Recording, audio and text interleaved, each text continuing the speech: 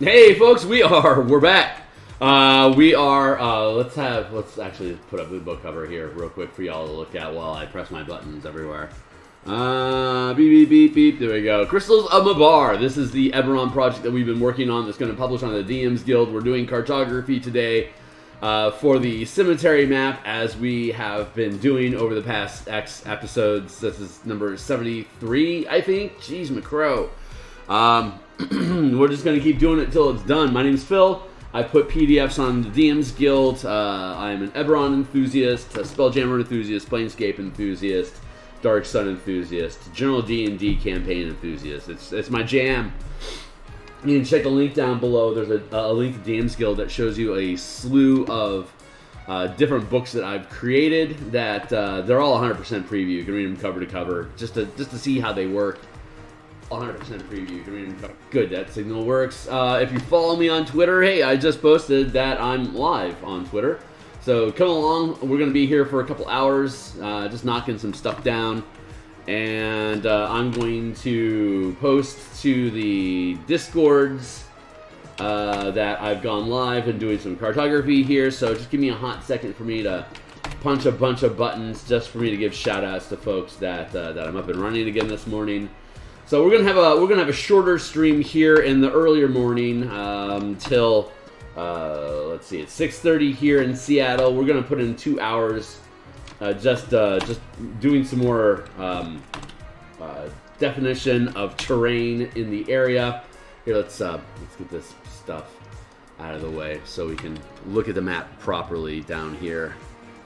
There, and Crystal of Mabar. We built this, I think it was like around episode 15, I think, that we built this. So you can go check that out in the Eberron Crystals of Mabar playlist that we have here on my channel.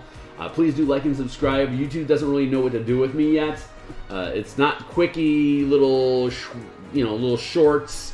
It's not just stare at the camera and yabble at you about variant rules that don't work in previous editions, that people are trying to use again in 5e because they don't know any better. It's nothing like that. It's just me making maps and me talking about D&D, how to use the maps, the mentality that goes behind the different design principles that I incorporate into my various designs. So we're just gonna muck stuff up here, and so if you've been along the ride, this is our 13th episode working with this map specifically. And so it's I do 2 or 3 hour bursts at a time. So we've put a good 24, 26 hours into this already. But it's not done yet. So we carved up this area here. You got these. In general down here hasn't been mucked up too much. So you got this. You got the outer wall aspects of portions of which will be torn down. We build the structure normal first, and then we tear it apart. So down here is relative normal in the process of being dilapidated, like like this gazebo, for instance, is seeking into the muck. But you've got this wall space the wall that defines the space within. These are pillars for statues that are missing. Long since gone. These are shrines, and this is a crypt, and within the crypt there are various sarcophagi holding these are all holding undead. These are graves that are unearthed as the manifest zone of Mabar imbues them with undeath energy. The dead rise from their grave, and this is that gravesite from which they rise. So, oh man, I should set a timer. It's 6:30 on the button. We're gonna put a 20-minute count. So we got 6 of those coming our way, and then we're going to jet for. Let's see, what's my schedule like today? We're going to go from 6:30 to 8:30 here in Seattle, working on this map. We're going to take I think an hour break. We're going to come back at 9:30 and work on the Martial Powers revisions. And we're going to work on that for probably 2 or 3 hours, I want to reckon. So we'll go from 9:30 till, no, I'm going to start this at 8:30. We'll probably fire up martial powers at 10, go till 1. Then I'm going to take a couple hours break to do some housework. And then I'm going to be back on stream from 4 o'clock, probably till 8. And I'll probably be doing Spelljammer illustrations this evening. So maybe not. I may find myself in doing some more Eberron work. I'm not sure. So we'll see. We'll see how the day paces out. And I'm honestly not sure where I'm going to end up after 3 o'clock. So or 4. It'd be 4. Yeah. Okay. Cool. That's where we're at. So let's just get into this. So we're going to continue the cartography down here. We've got a water line going. This whole area is going to get flooded out with water. And you can check the previous episodes to see the other maps that we've completed. The flooded fortress and the topside entrance. The flooded fortress, of course, shows examples of how the water is going to end up looking in this place once it's done because of the poison muck that is. That's here in the Mabar manifest zone. Those are the words I'm trying to use. Good job, Kearney. See, how do I want to do this?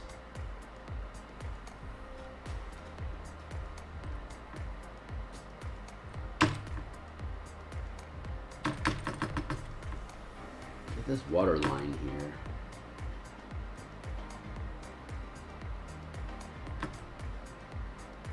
A little choppy this morning. I think I'm well rested enough. I just think I'm sloppy.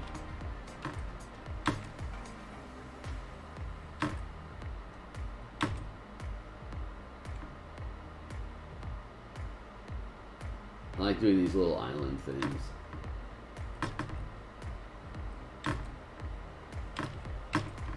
3 pixels, that looks good.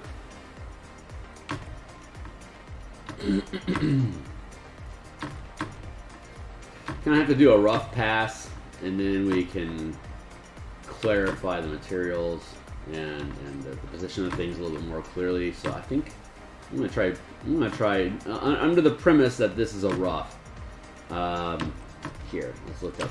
Like, this is more completed. Like, this is actual completed terrain that we are relatively content with. Minor futzing aside, but yeah, for the most part, this is terrain that I'm content with. And this will all be filled in with water when it's done. Like that and that. Each of these little things have darkness. So that gives you an idea of what this water is like in this area. And pop over like this. So this is how the general appearance is. Like, each one of these open graves has water poured into it. So like that continues to go on here like that. So this is other than the water. Hold on, let's get this back on baseline. There we go. So you can see the completed cartography here that we had worked on for the past couple days.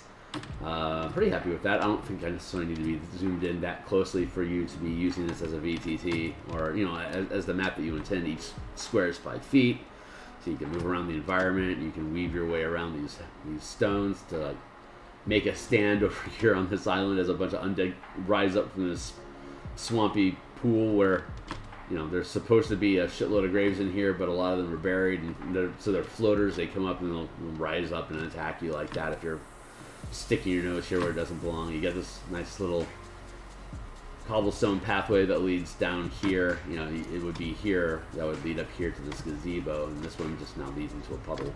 So nice changes that we're making here. This one is a work in progress. This is as far as we're hoping to get with the rest of the map down here today. So we got 1 spot, 2 spot, 3 spots, 4 spots, and this is a big spot. So we got 4 spots left to work.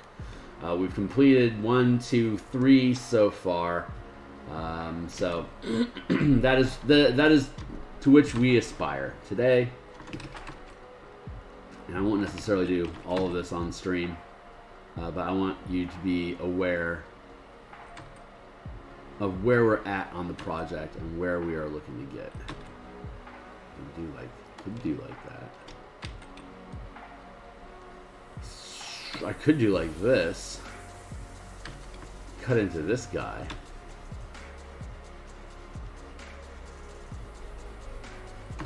Nah. I could cut across and get all the way down here like this and eat up all these stuff. I don't hate that. But I like having a path from which you can follow through these two if they want. So I'm going to leave those separated. So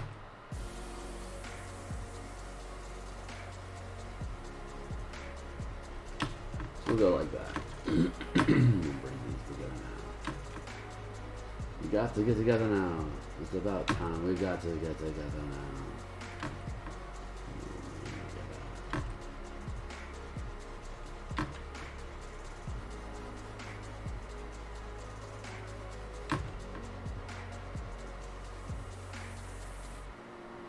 It should be like that.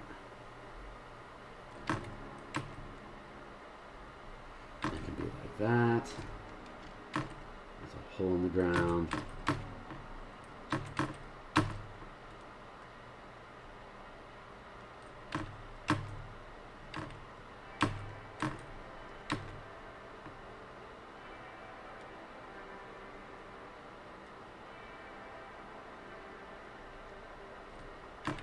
Be like that. Yeah, I like this.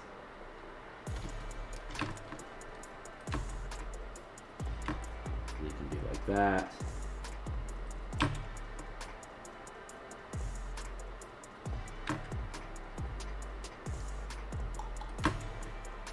Water line.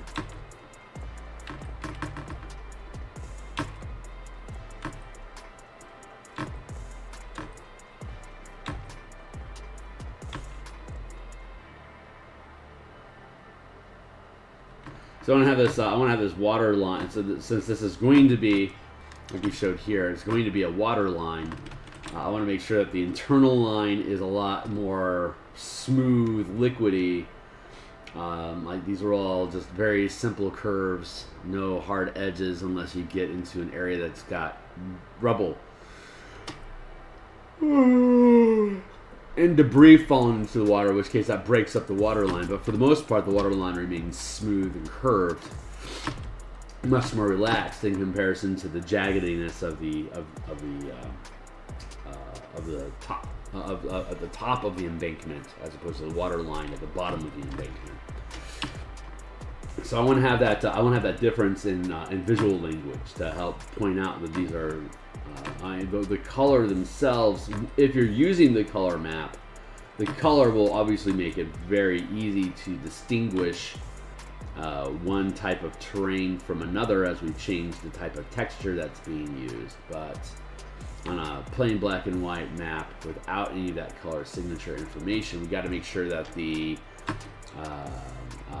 texture and the line language itself is sufficient to carry the visual information needed to properly navigate the environment, if that makes sense.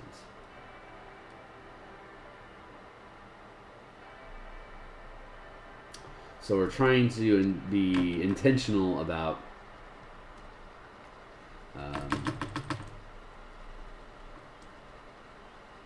what kind of lines we're using. I don't need any of these in here. This is just going to get swamped out.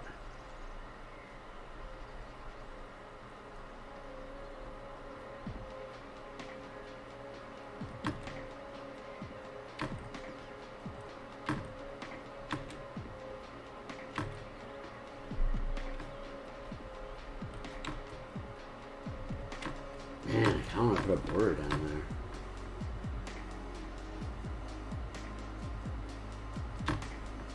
Knock that out of it. Still leave the water line here. kind of what I want to do. I'm going to do it differently though.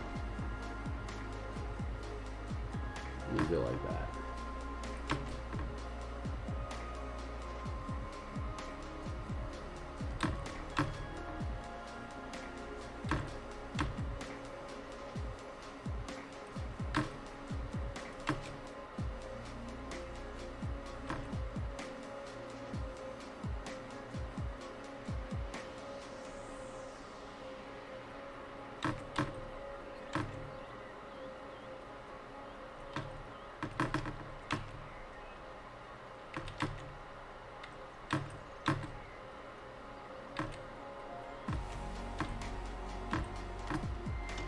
How do I want to connect these two? Something like that.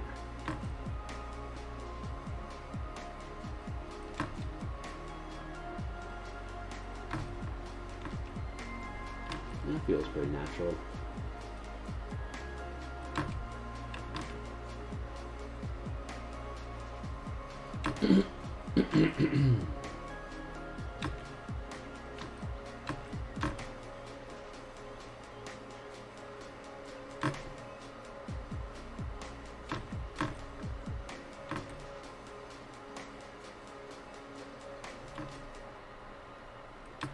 I'm going to try to switch up the language here once we get to this cobblestone line.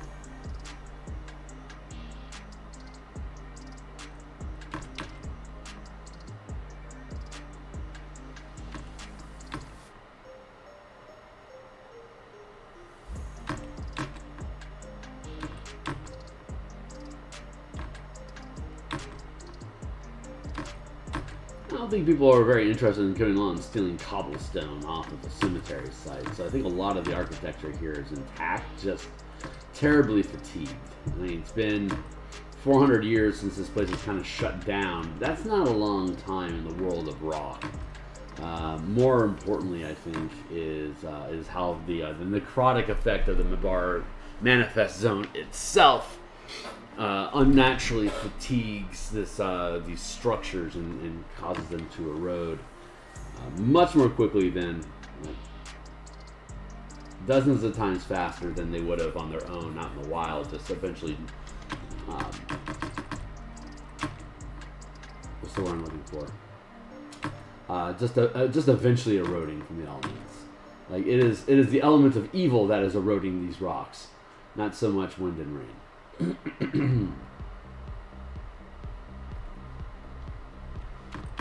A fifth element.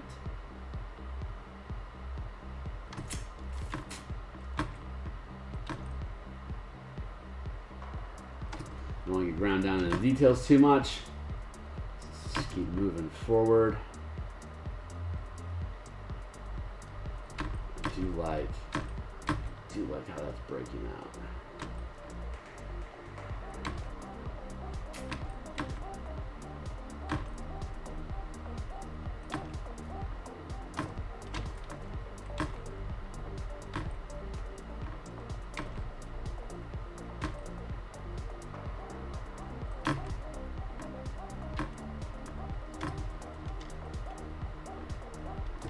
Got a wiggly foot today.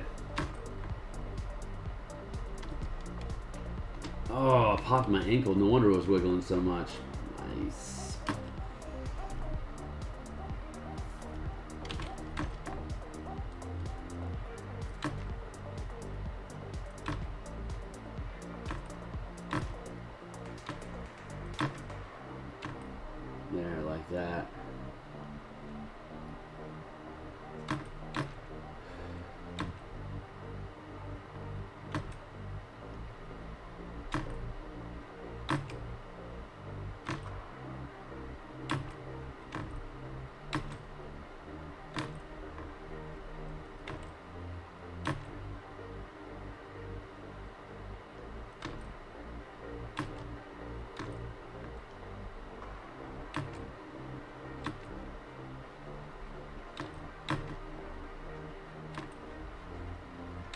Just like that. Icked.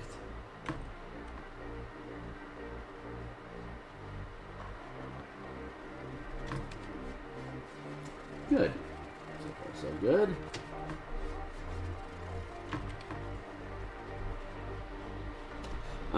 Remind us of the rough equals, this is a transition point here. So, an entry point. So I don't have to worry about killing myself on this stuff yet. Though I'm obviously trying to kill myself here with all this work.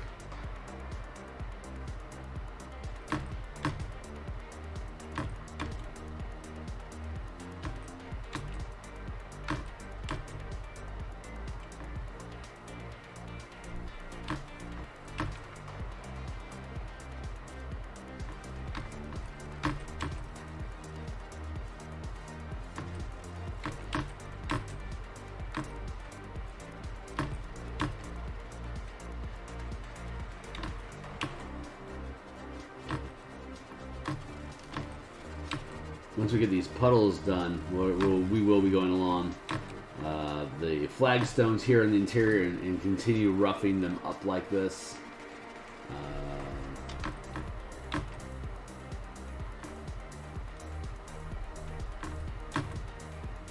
The flagstones have a different texture than the soil that the graves are put into.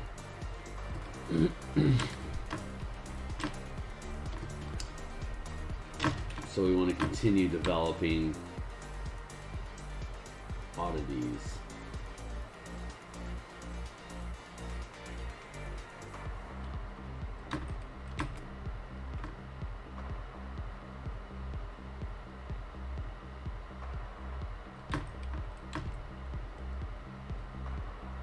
Kind of like that, little crooks and crumbles and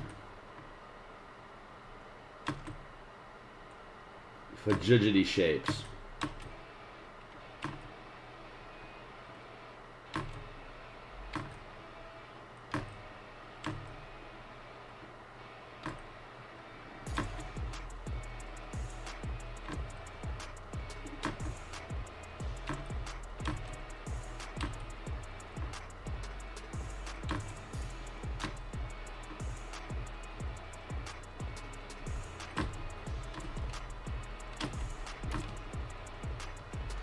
That feels pretty good.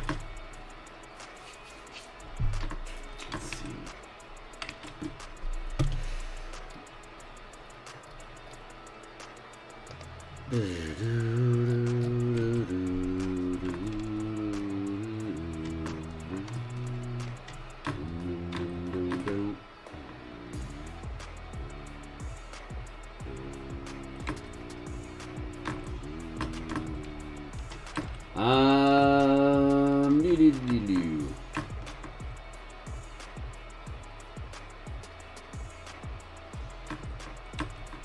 Yeah, we'll do a little island of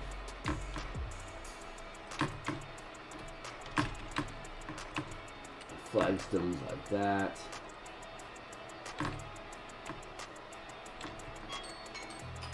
Thank you, Timely Timer. Let's keep it going.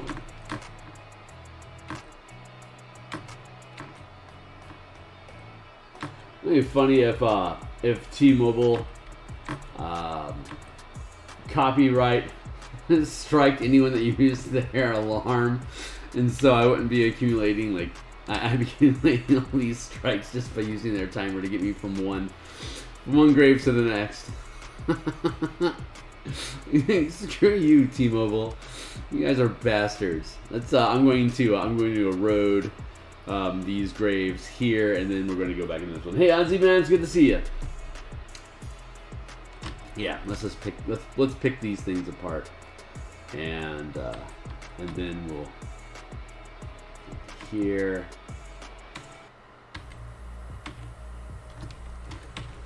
Dude, we're just doing some roughs right now. We're just beating up this graveyard a little bit, and then we'll go back through and do cleaner lines. I just want to get through space right now. So just just like with the forest last night on the Lada Zaraxis Citadel. I just need to be a little more aggressive with my lines and trust in my intuition to be able to land me where I need to be, just so I can get things done a little more quickly. And so this is just going to be a first pass. I can go over a second pass and futz with this stuff again at another point. But you were asking me what's the most fatiguing thing to do, and I think it's doing these little graves is the most fatiguing thing to do, to keep mixing them up, making them interesting. Like I've started tipping gravestones headstones over, and like blasting out these pits in different directions to show the variety of the undead rising from them. But for the most part, it's a very limited creative space that I have to work inside of here. So it is fatiguing to do so. These circles I'm building, we can see them over here, like how these are all dug up. So you'll have the water inside here, and then you've got the gravel stuff out here, and then we do our incline shading here leading down into the pit with the color. But we don't have any of that as a black and white very simple map space, because you'll have the actual PDF map. The PDF map will be the full color map. So yeah, here's what it looks like in color, but to prevent my printer from crying too hard, here it's just in black and white.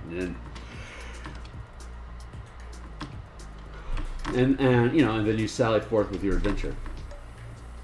But want to provide both options to make it user friendly. Plus, I'm finding that, especially with cartography, is defining everything with black line art first. Kind of just sets the borders between different textures that we're going to end up using, like we had on the other maps, to better inform the space. But I would just want to start off. Yeah, I'm liking the whole process of sketch, ink, color next. That is a reliable process that is serving us well. This is just a very large, intimidating map to be tackling. So I don't think the village map is going to be nearly as... the village map is going to have probably about the same amount of space, like 500 feet by 500 feet. The village square where this takes place, it's just a little fort. It's got like 8 buildings, so I think it should be able to fit inside a 500-foot space just as easily. That'll be we'll work on that map soon, TM. Yeah, it is a massive map. I'm gonna scoot that over a little bit. It is big. And I'm a VTT user. I don't play D&D in meat space anymore. I've got visual difficulties that VTT makes a hell of a lot easier for me to use. And B, my players are typically scattered across 2 or 3 different continents. So my lunchtime adventure happens to be coworkers, but we're all working from home currently. So we did have a meat space game in the break room at my job for like 2 years, and then COVID hit, and then we transitioned to virtual tabletop, and now everyone on my team are work from home. So it's like, well, this VTT is working out. Let's just keep doing that. And so I want to build another meat space team here in Seattle. I need less projects on my plate to do that, because I mean, DMing, even if you're like 80% improv like I am, that last 20% is the real pinch on where am I going to actually squeeze time out of my day to do that. And because I do play testing for the different books that we publish. And then I have my lunchtime adventure team, which is currently level 17, and I also use them as guinea pigs for playtest content as well. So I can like write them off as an expensive time, as a necessity for me just to be able to build these things that I'm building in the first place. You know, the reason why I build DMsGuild 5e supplements in the first place is because we keep running into scenarios where 5e doesn't cover the rules of like what is the proper way for me to handle X, Y, or Z. And when Wizards doesn't have an answer for it, then I have to create I have to figure out how to resolve it, test it, and if I like how it works, build it into a product, and then share that with other people. And again, I make all my stuff 100% preview, so you can get access to the information and then choose to pay me when you agree it's a good idea. But I'm not going to charge you to listen to my ideas. How lame is that? Like, listen to my ideas, and if they make sense, then you can pay me.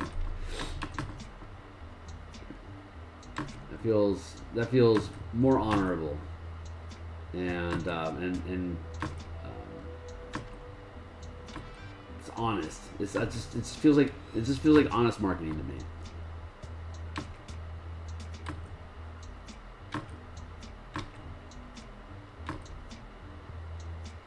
But I talk about it occasionally. Integrity is kind of a big deal.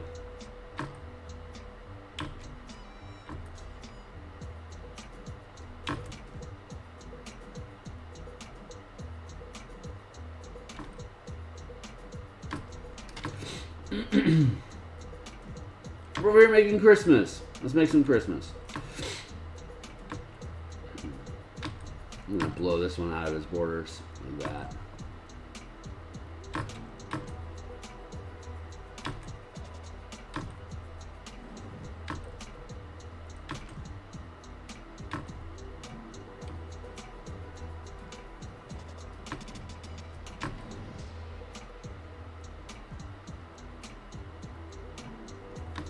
I am glad this is the last of the top side of the surface level maps inside the manifest zones. I think I'm just about.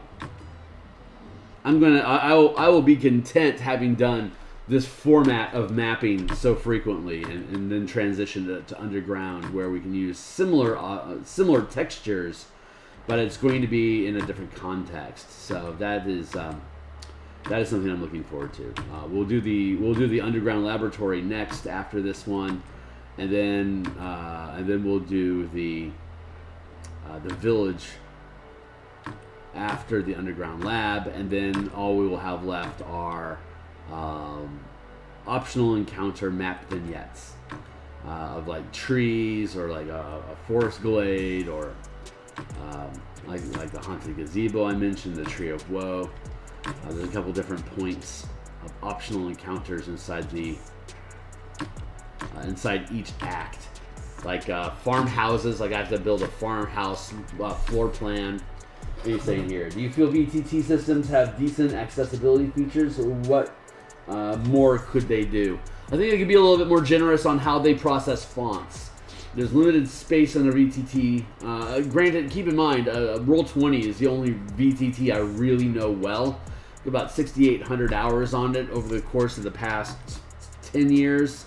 So, by far, Roll20 is my go-to. It was one of the first in the market, and it done a good job. So, mad props to them for that. I know I'm aware of Foundry. I'm around with like Tailspire and blah blah blah. But like as far as Roll20 goes, they partnered with OBS, which does DMsGuild and Drive-Thru-RPG. So it's a good tabletop for me to continue offering patronage for.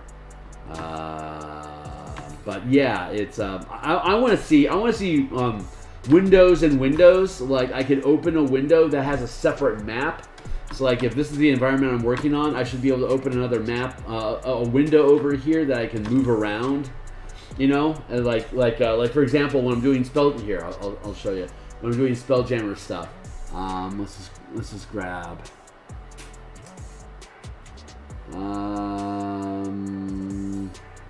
What's a good one? I should be looking at I should be, total tangent, but I feel like it. So let's do 20. Where are we up to? 6,777 hours so far. Members since 30913. So we're coming up on my decade of experience. So, but let's launch this Spelljammer playtest just as a case in point.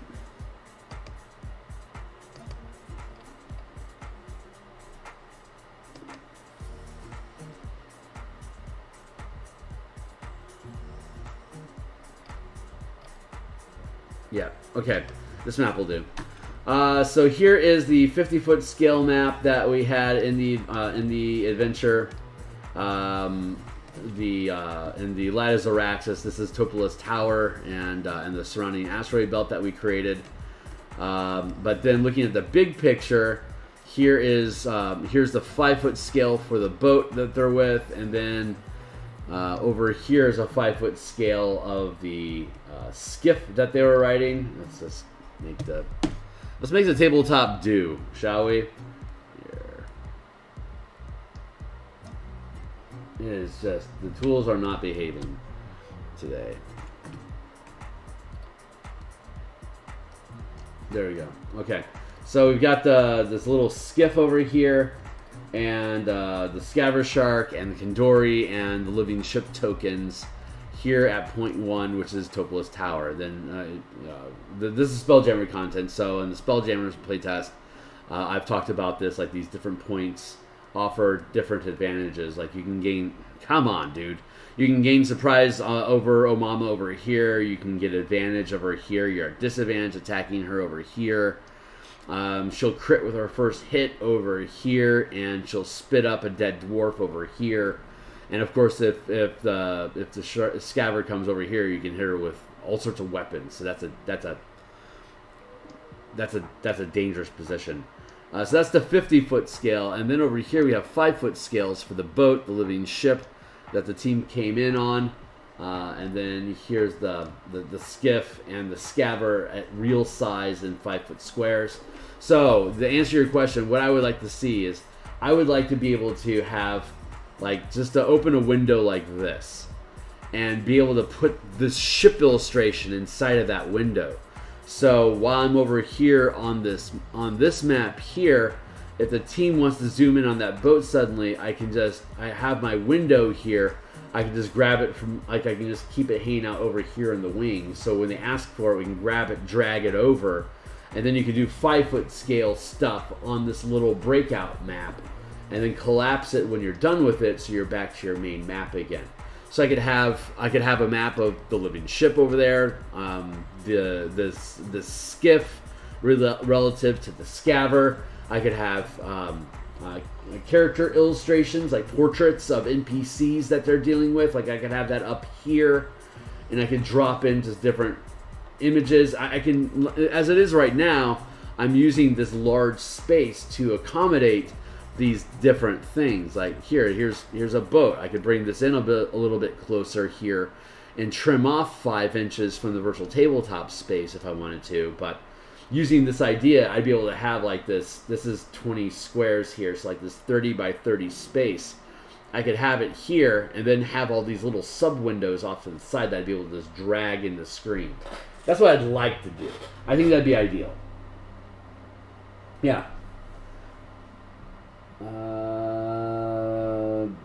Windows better don't option. Better don't options. I don't know. I don't understand how that English works. Front better. Yes. Now I think I get what you're saying. Yeah. Yes. It would certainly make using the tech a lot easier. So that is what I'm. Yeah, I just think it'd just be an easier user experience. I think for the DM to have less flipping around, have things more centralized. Yeah, I like it. I'm gonna knock that.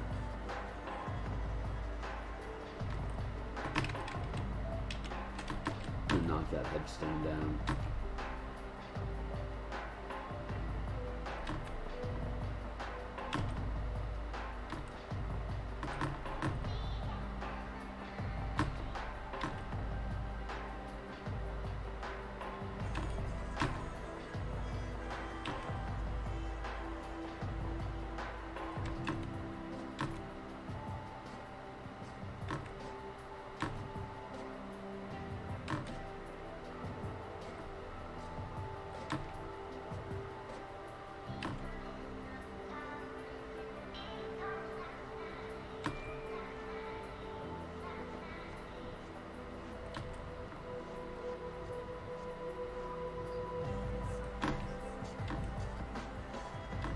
Yeah, we're gonna do like that.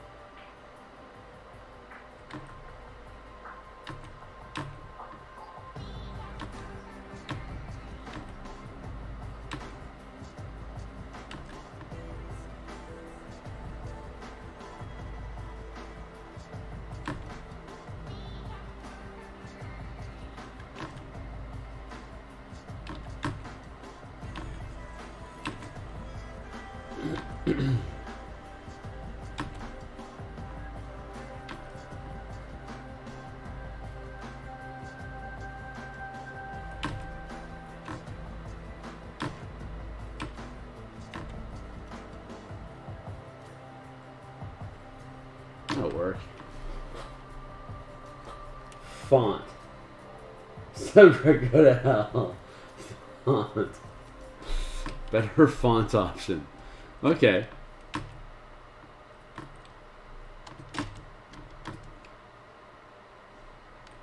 Yeah, I wouldn't. I don't think I'd place a high emphasis on fonts. But I mean, everyone has their own needs, so no hate.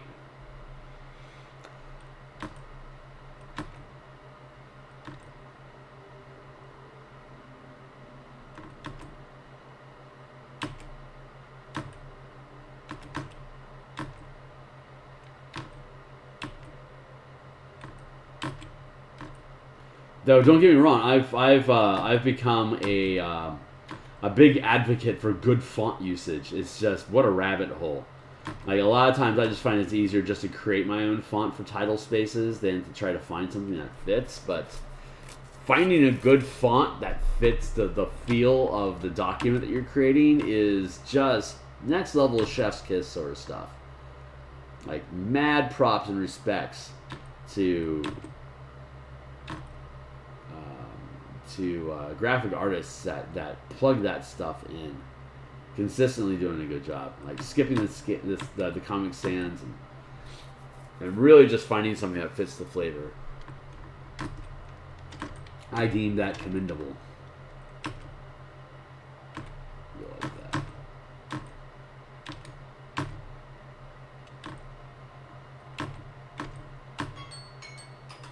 Knew that was coming. My 20-minute timer is getting, my internal timer for 20-minute marks is getting pretty highly attuned.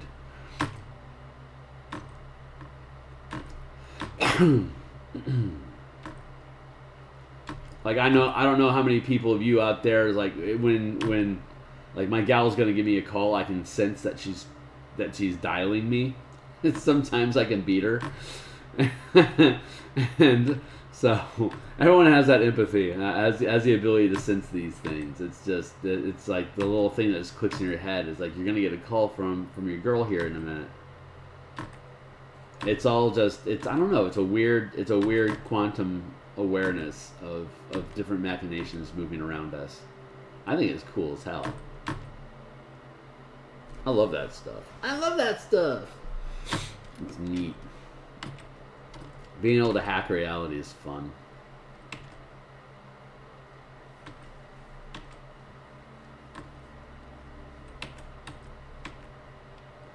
The apparently CERN scientists are so convinced that we live inside of a simulation that they're trying to conduct experiments right now to overclock the buffer speed of reality, to try to jam so much information into one finite space that it won't properly render anymore, and they want it to pixelate and freeze in like this little instance of time space. So like we want to glitch time space just to prove that it's inside of a simulation system. That's how far down the rabbit hole the quantum physicists are about this being a simulation experience, where it's, well, in my opinion, it actually is real. It's just the system that's rendering it is so complicated that it is effectively simulating electrons and atoms at the Planck level, and it uses the transmission of information as the speed of light, even though there are wavelengths that are faster than light, that travel faster than light. We can't, as humans, directly experience them. So if this reality was actually created for us as a species specifically to, say, mature emotionally as a species before we're let out of the kids pool into the larger thought space of reality with other creatures, if that is actually true, then there's no reason for them to actually buffer reality at, say, the microwave level, because we're not actually directly experiencing microwaves. We theoretically are aware and practically can use these waves to conduct experiments with and create devices with. But as far as like the transmission of information, even if it comes through a microwave array from outer space someplace, it still has to be translated into things that our meat space machinery will understand. So it can say it's being transmitted 10 million light years away on an X-ray signal that gets here 500 years faster than it would have otherwise. Then it's still something we have to plug into a machine and translate into the wavelength that we'll understand. So as a simulation, you can fake these signals, quote unquote. The system can render these systems in different wavelengths, and it just allows it to teleport the data from where it supposedly originated with to where it actually is now. Just like when we're looking at a star system that's 700 light years away, we're looking at that light system 700 years in the past, because that's how long it took for the information from that system to catch up to us here, where we have a telescope that can receive that light. So with things that can render faster than the speed of light, again, it has to go through the data choke point of being translated into sound waves or light waves for us to interact with the content. So it technically doesn't even matter if data is being transmitted to us by a wavelength that's faster than light, because we won't be able to process it until we translate it. And that's how we maintain the integrity and internal rules of this universe from our unique physical perspective. So if say there's creatures that can process X-ray energy as some sort of sensation, like, they can see X-rays, they're going to be rendering at a much different speed and processing much different information than we would be doing. So again, it becomes kind of like you're talking to an NPC. These X-ray people might not think that they're NPCs, but we'd have to meet one to prove if they are or not. And so far, that is an upgrade to the game that we have not unlocked. So once we hit we accept each other for individuals as we are without killing each other, I think we'll unlock the empathy for other species feature. and be able to start communicating with things here on Earth already that might be capable of communication as such, like the cetaceans, for instance, dolphins and porpoises and whales and stuff like that. I think there's. I'm a big OA fan, even though the show is canceled. It always makes me laugh. But I'm pretty sure that octopus, like cephalopods, I think there's a decent chance that some sort of communication could be established with those eventually. I think they have their own intelligence. Crows have a rudimentary intelligence, but I don't know if it's so well developed. I don't know. I think a crow would be able to express emotions, like beyond just survival, like joy, concern, homesickness. I think birds experience those things. I'm no expert.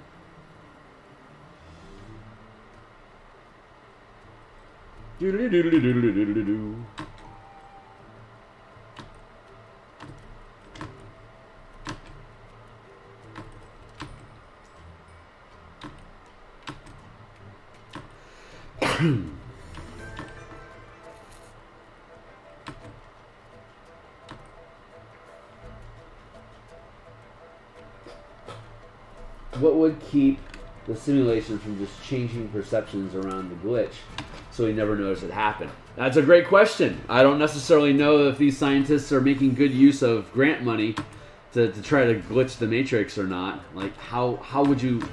Yeah, you would think that the system would have a buffer point so far beyond your ability to overclock the system that this would never be a problem.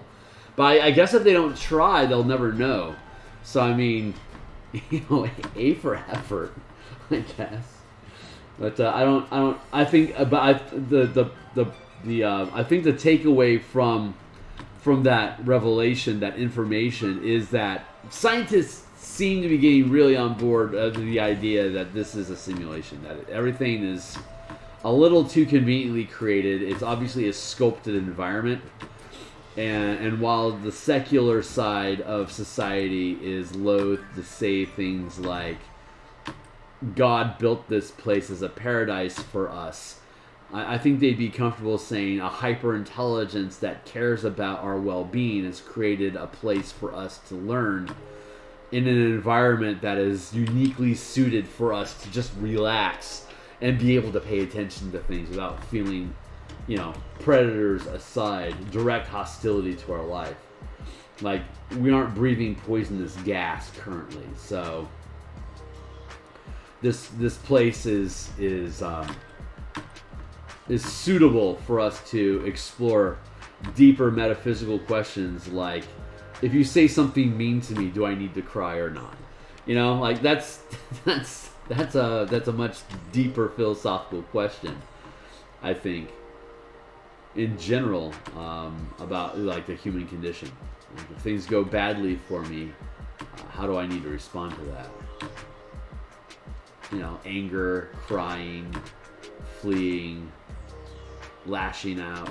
Like, what's the appropriate response for us to be able to get over the loss that we feel, but still being in support of others around us? Because you can't just go nuclear and scream at shit and knock stuff over.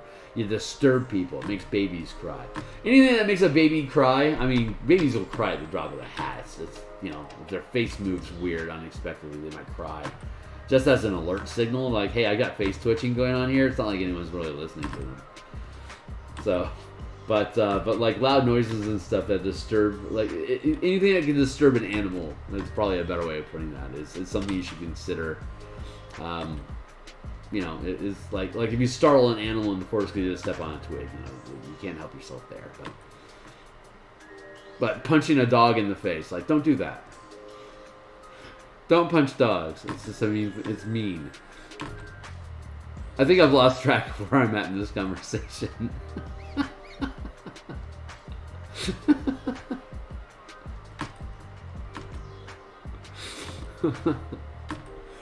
Oh man, I'm having a morning.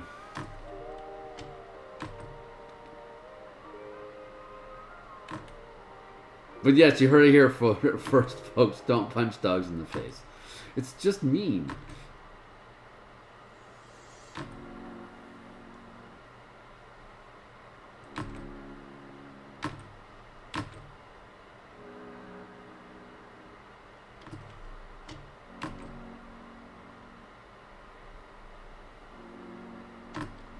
Oh, that was it. Yeah, we were talking about clocking reality, and scientists' hesitancy to refer to a hyperintelligence as God, simply because I think from the scientists' perspective, they're like, are we supposed to be worshiping this thing? Because that doesn't seem to jive right. Like if something seeks adoration, you would think that it would be a little bit more vocal about, hey, look how special I am, worship me now. And I think that narrative is where science starts to choke on the concept of a hyperintelligence that's actually benevolent. Like, if you're so benevolent, why are people suffering? It's because the person that's suffering specifically downloaded a package that would allow them to experience the exquisite suffering of whatever the human experiences that they're going through. A loss of ability, a loss of independence, a loss of loved ones, a loss of security. These are all horrible things that people have to grow and adapt to. But if you're specifically downloading into the simulation experience to know what it actually feels like to fail at something, like I'm gonna start a bottled water company. And let's do something dumber. I'm going to open a juice shop, and I'm going to put all my eggs in the one basket, which is this juice shop. And let's see if I can make enough money to survive with. And like that is a relatively safe experimental space for a hyper intelligent creature to download themselves into. Just to see what it's like to be frustrated with your stupid cash machine isn't working today. And that means for some reason you've lost 20% of your sales today. And that is a frustrating experience for you because you're so convinced this place is real that, like Bill Hicks, you can't just step back and say, oh yeah, this is a ride. You have to, like, you learn your experiences you're supposed to learn, and it keeps dropping you little nuggets like this is just a simulation. And when you finally catch wind and believe it for yourself, then everything literally just becomes a game. And you don't take personally the losses that are lined up for you to experience whatever lessons it is that you downloaded yourself into. It could also just be the most amazing, like Roy from Rick and Morty. It could just simply be one of the best games in the multiverse. And like you got to play Phil, you got to play Anzi. It's a fun game. Here's 20 minutes, run his life, and tell me that's not insane stuff. And people keep lining up quarters. But I like the idea of the simulation having a purpose beyond just shits and giggles. That's a place where we can learn to be a higher intelligence than we are. To learn stuff. Learn stuff in a low risk environment. Good life advice. Don't punch dogs.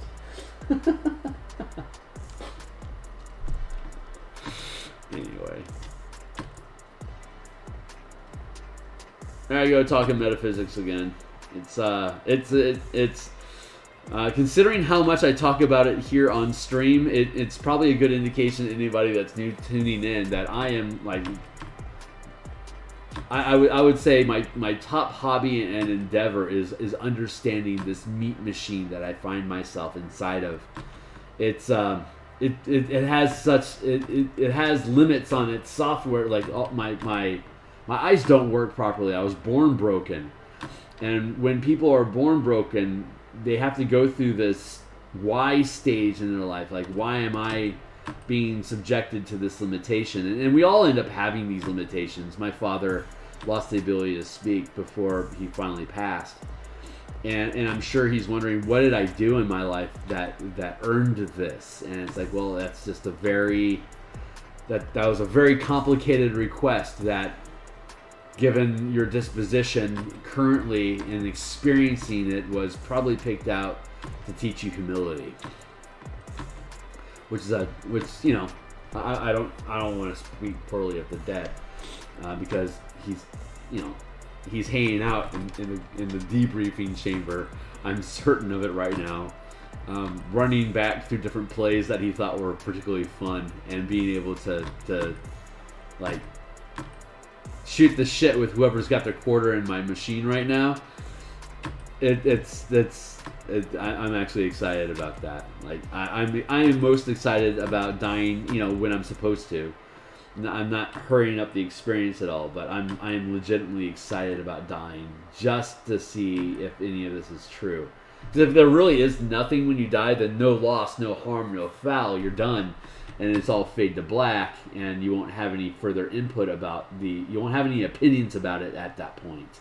But if it actually is a simulation experience, and it's something that we actually get to wake up from, and then realize, oh, this was just a dream. Like, how amazing is that going to be for the people awakening? And like, there's that shock of disorientation for a few minutes of, oh, I'm not me anymore. But then realizing, I am me, and I just get, like, this was me. Like I have this, my D&D team has this expression, and it goes something like this. Players ultimately play themselves, and if you've been in the role playing scene for a while, you probably know what that already means, which is that regardless of what personalities and characteristics and backgrounds you give your character, when it starts coming down to decision making, most people frame it from the perspective of what would Phil do in this circumstance, and then they filter it through the character's personality. That there's so little information about a character's personality that it's basically Phil's going to make Phil decisions while he's playing Grok, but Grok has abandonment issues. So try to filter your answers through the idea of, I don't want to be alone at the end of this. And what steps am I willing to take to make sure that I have people traveling with me away from this thing in the end? And then filter all your answers through that. But the rest of it's still just me. So when you play with somebody long enough and you see them filtering through different personality options in their character, the undercurrent of what is consistently their decisions about how they approach problems, how they approach NPCs, how they approach conflicts, when it truly does not matter, outside of any experience gains, any treasure gains, any plot progression.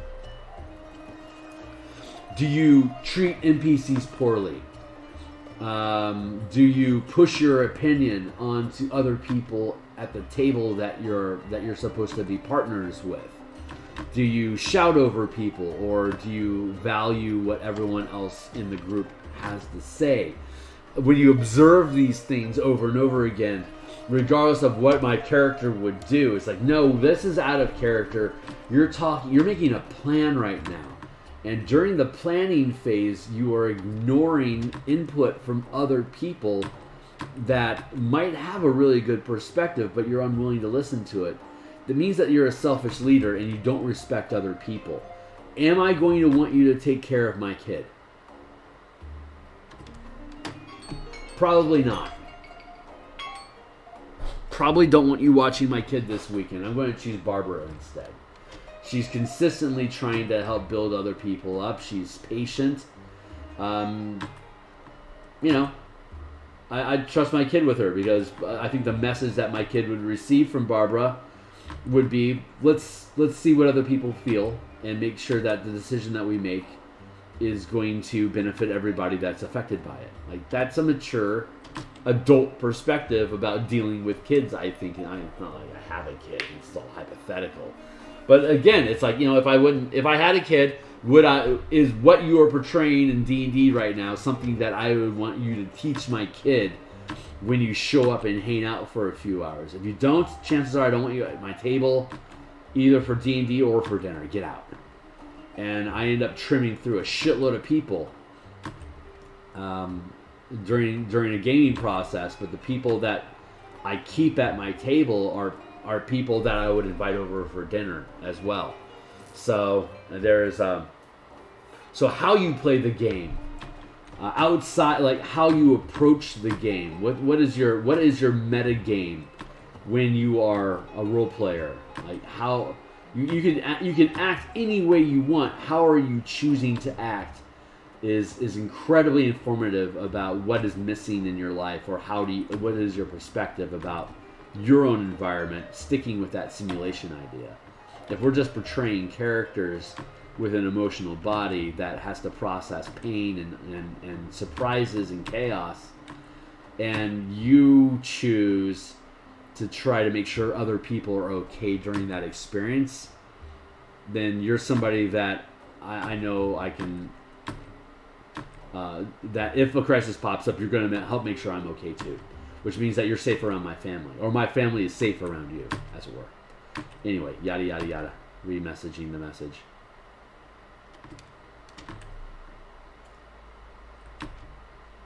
Yeah, so if it is all a simulation, I like to think it's a place for us to be able to look back at what was I scared of during this experience, and because I was scared, what sort of antisocial behaviors did I manifest that I can try to buff out of my personality.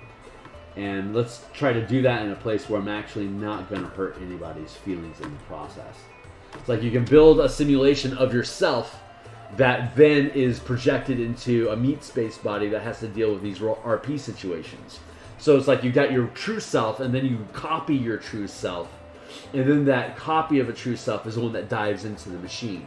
And then you go through your experience and you pull out of it. The duplicate self then processes the emotions and the lessons of what it is that this life taught me, and then the actual me gets to look at how those lessons alter my emotional matrix inside of myself for me to analyze. Is learning these lessons and incorporating them into my larger self, is this completing a gap within me that I've already identified?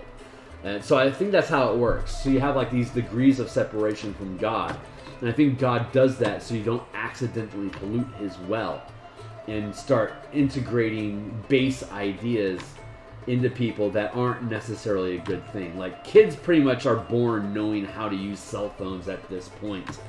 What if instead of learning that technology download, they learned that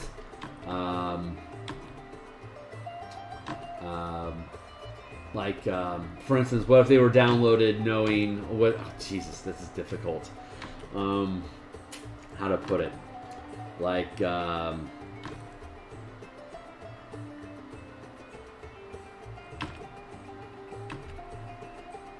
I'm working on one. Hold on. I think I have an example. Give me a second to figure it out.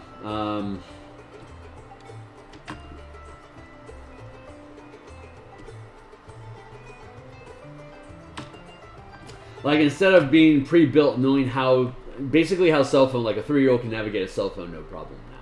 Because they're born with that information, because it's useful technology to engage with this current rendering of reality. They need that data for them to be able to be a properly functioning human in society. I gotta know how to click buttons.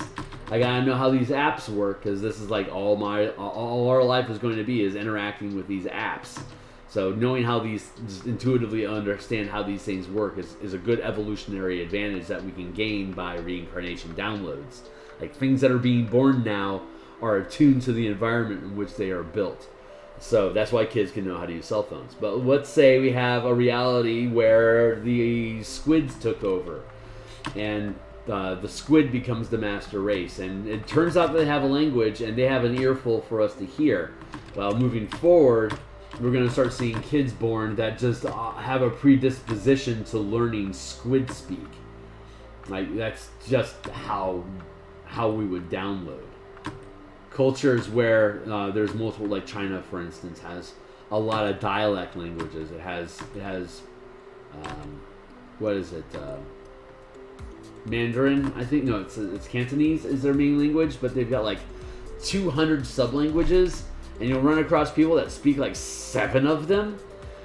it's like that culture is predisposed to being multilingual as opposed to Americans. Very much North America, very much not built towards multilingual, kids. Europe's got like 2 or 3 languages maybe. But Asia, get out of here. Like, so much of their headspace is absorbed with just being able to properly communicate with each other. It's fascinating.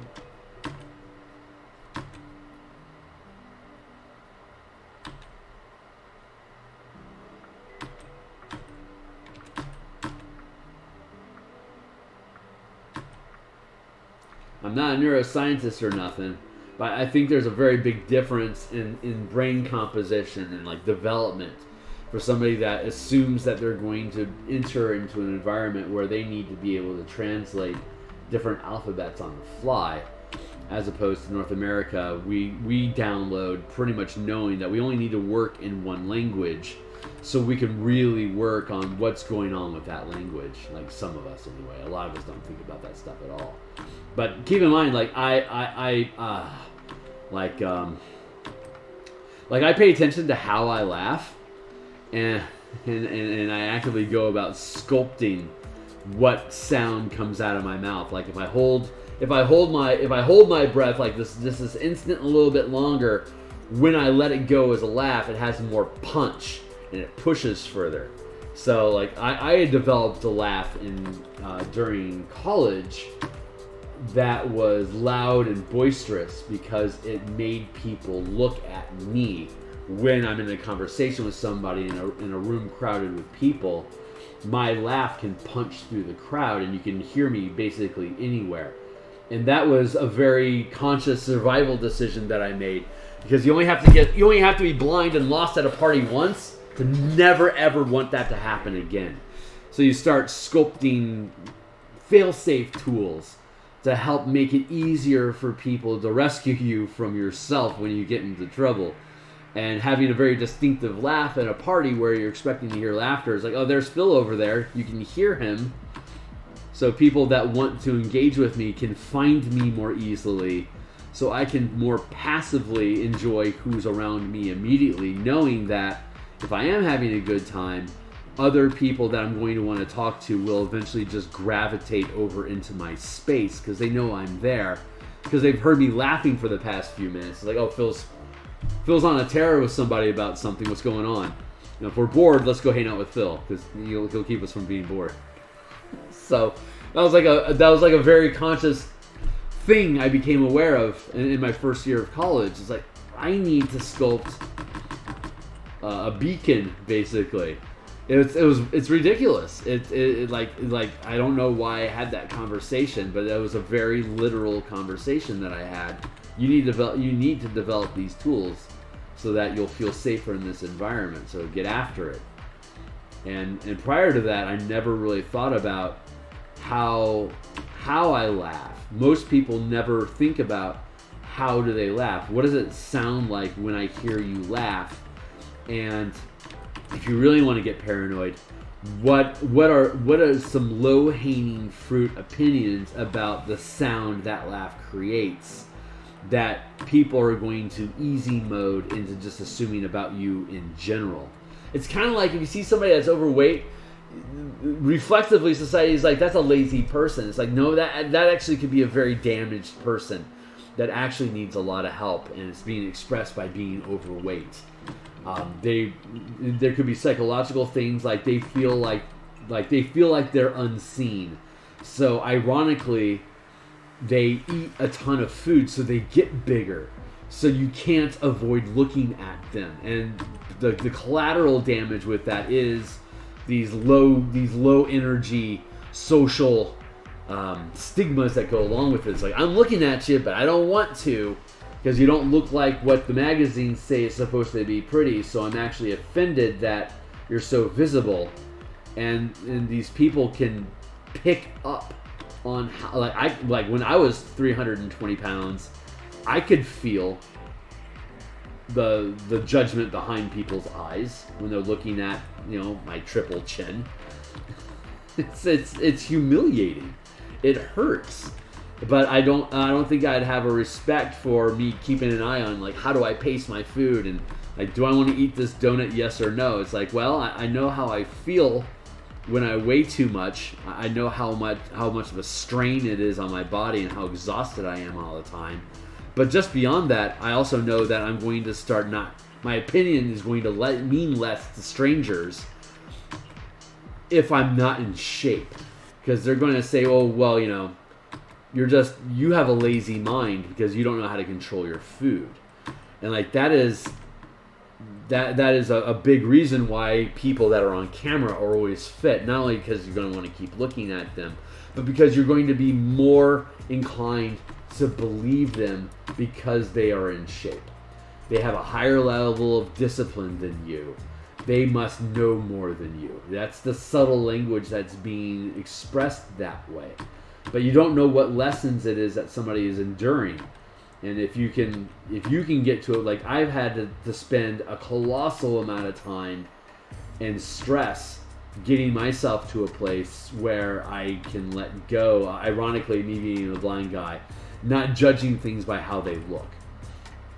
And that is a large hurdle that a lot of people are saddled with when they download into this machinery, especially like if you've got like the Southern society, like Alabama, Carolinas, like that Southern drawl has a lot of momentum behind it about you need to be like us. Like we were in Tennessee, and while we were in Tennessee, everything I said was God bless you. Because seriously, small town folk, if they don't think that you think the way that they think, they're going to stop helping you out. And we got it flat. And we absolutely needed help in our rental car. And the only way we're going to get it was from the locals. And I immediately, upon entering that town, everything I was saying was God bless you, or aren't you sweet. Like, I spent a lot of time in Missouri, so it's not like I'm just talking out of my ass. I grew up in Missouri, so it's borderline Southern, but it has all the same stigma of being ostracized by society from social stuff for not following the program that they generally have you running, and so it was really easy for me just to slip into that default God language, because if I'm dropping Christ and God statements in a tone of gratitude, then that defaults these people that I'm interacting with to think, oh, this is a good boy.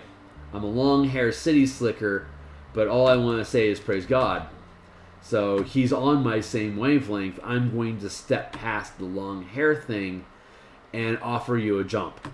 It's going to take 30 minutes out of my day, but you're using the code that I'm used to, Phil, so I'm going to give you that time. And we absolutely strategically needed that time because, we were on vacation in the middle of a town we didn't know anybody, so we needed help. And that was the easiest way for us to achieve it. And that's very calculated, and it sounds cold, but people with disabilities are constantly running math like that in the background. You have to bring that machinery forward so you understand I'm conniving and calculating right now sociopathically because I have so many limitations on me as a creature that you don't, that I'm constantly behind you. I have less information than you do at any moment, so I'm going to get caught off guard by things that you aren't caught off guard by. I'm not even rendering the scene at the same level of resolution that you are. So I can't even read half the things that you're just automatically clicking your eyes across and gathering information about. So I have to build tools that get me on an even ground with you if I feel threatened by you. Or to get you to be interested in my perspective about things. Because if you're interested in me, you're going to keep me safe. And these are very, very cold, calculated decisions that disabled people make a lot more often than fully functioning people. But at the same time, emotional damage, you have things that are processing these calculations as well. if I get Becky to commit to showing up to the potluck, then I don't have to make as many items this time around. So I'm going to guilt trip you into showing up. Like, that is a legitimate program that runs at school fairs and church gatherings and stuff. Like, it's not a big deal, but the machinery is the same, and you have to pay. You have to know what that machinery is doing, because it's making automatic decisions for you. It's a program that's being ran that was incited by your family upbringing and whatever codes and norms that they have. So to be able to understand how these systems are running decision making inside of you, you then get to couple that, like, I'm taking this, I'm walking over to this place, I'm saying these things at this person. I didn't know I was going to do that, but apparently that's the script that's running in my life right now. So I'm in this conversation. I absolutely did not want to be in it, but here I am. I'm in this conversation, and these words are being said, and now these emotions are starting to manifest. And you can say to yourself, you know, I wouldn't feel this guilt and anger right now if I hadn't gotten into that damn conversation with Aunt Claire. But you're looking at it from the wrong perspective. You're looking at it from a tiny little piece of flesh that's caught in a giant gear that doesn't give a shit about you. And it's your fault for getting in the teeth of that wheel.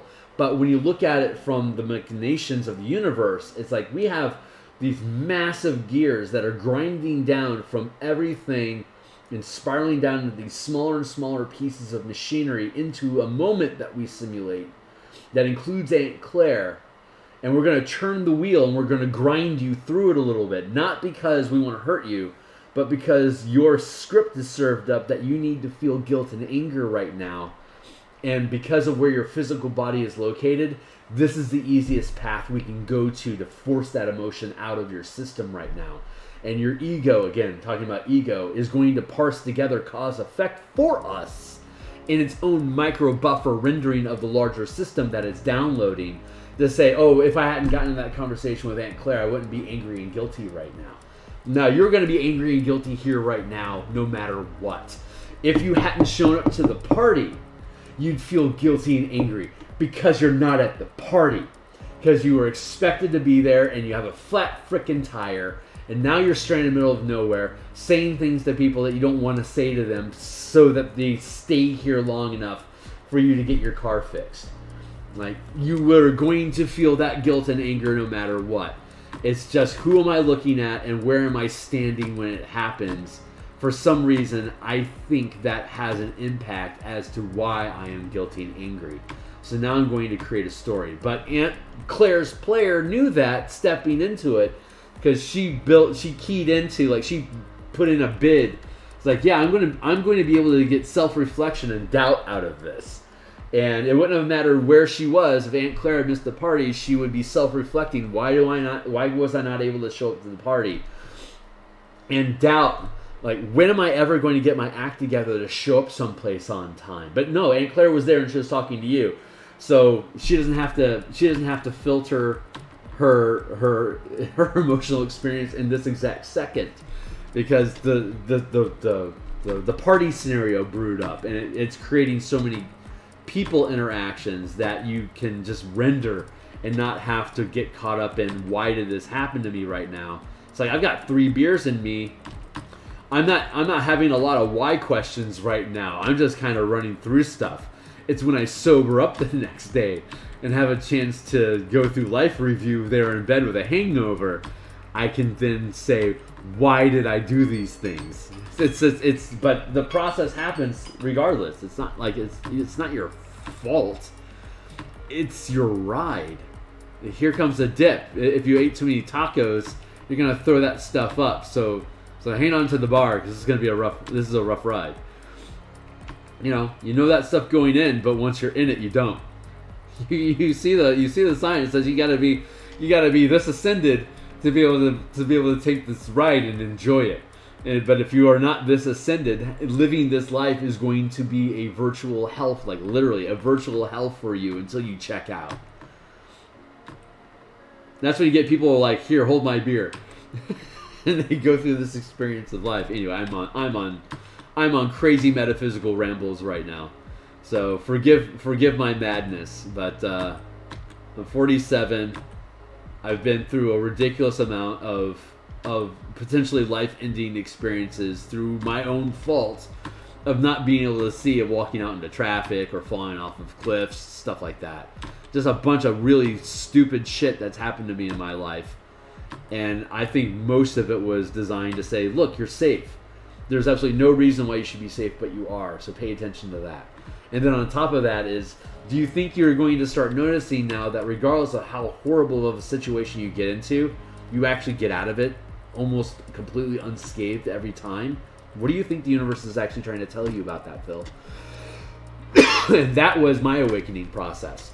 Incredible self-reflection as to why me, like that why me question of everything. Like, why was I saved? Why am I not damaged? Why am I not paralyzed? Why am I not dead? And you keep asking these questions over and over again, and the only answer eventually you have is because I'm not supposed to be dead yet. And then whatever justification you want to filter in behind that simple statement is, that's all you. It doesn't really matter what I believe. In reality, it's, you know, pardon the pun, but in reality, it's whatever the hell it is that I'm saying. The only thing that really matters to you is how does it bounce off of you, and how does it resonate with you, and what emotions does it stir up in you. Because when I'm talking like this, half the time I have no idea what it is that I'm saying. I may have to go back and actually watch this video to hear what it is that I said, and that's like when I kind of facepalm sometimes. But part of my experience in doing this is learning to trust myself to turn on the automatic, the reflex machinery to push out pixels and push out words and emotions into the space while I'm doing it.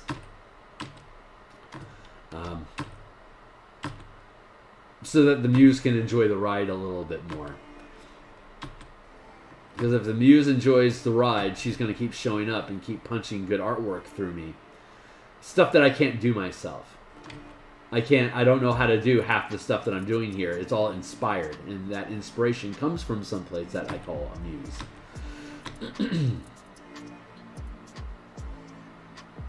But she's on board because she wants this chance to feel emotions and to say things, crazy shit, that someone's going to hear maybe 3 years from now when they're checking out my stream after I've released a shitload of books. I'm like, I kind of like how Phil talks. Let's listen to him.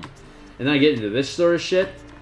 And like maybe that one guy, you know, she's like, that makes a fuck ton of sense. And then she starts to explore. And then she starts leveling up. And then she starts playing Roy. And she tears up her Social Security card. And she goes off grid for a while. And, you know, she does whatever it is that she needs to do. And these words were placed there for her to find 3 years from now. Specifically so it can resonate with her. So I guess I'm kind of talking through time tunnel right now. I don't know who you are. Thanks for showing up.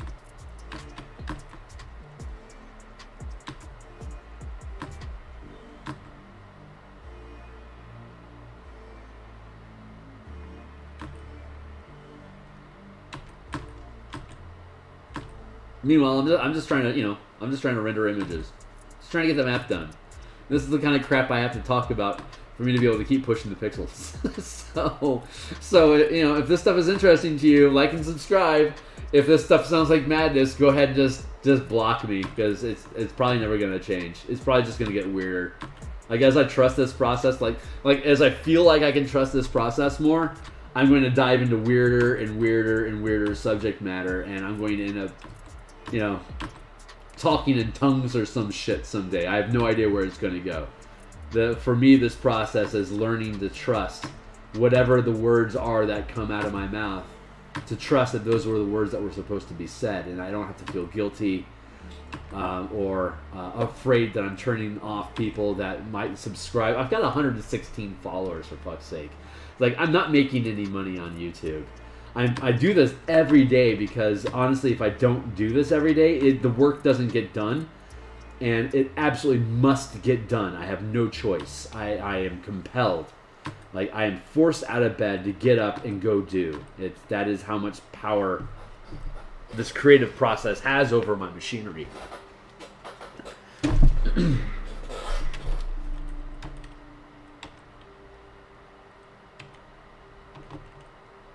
Like, I don't jump on stream a lot at 3 o'clock in the morning when I'm forced out of bed to push pixels for 40 minutes, you know? But it happens. It happens fairly frequently. I'm going to make this a little less rough-edged. I like that.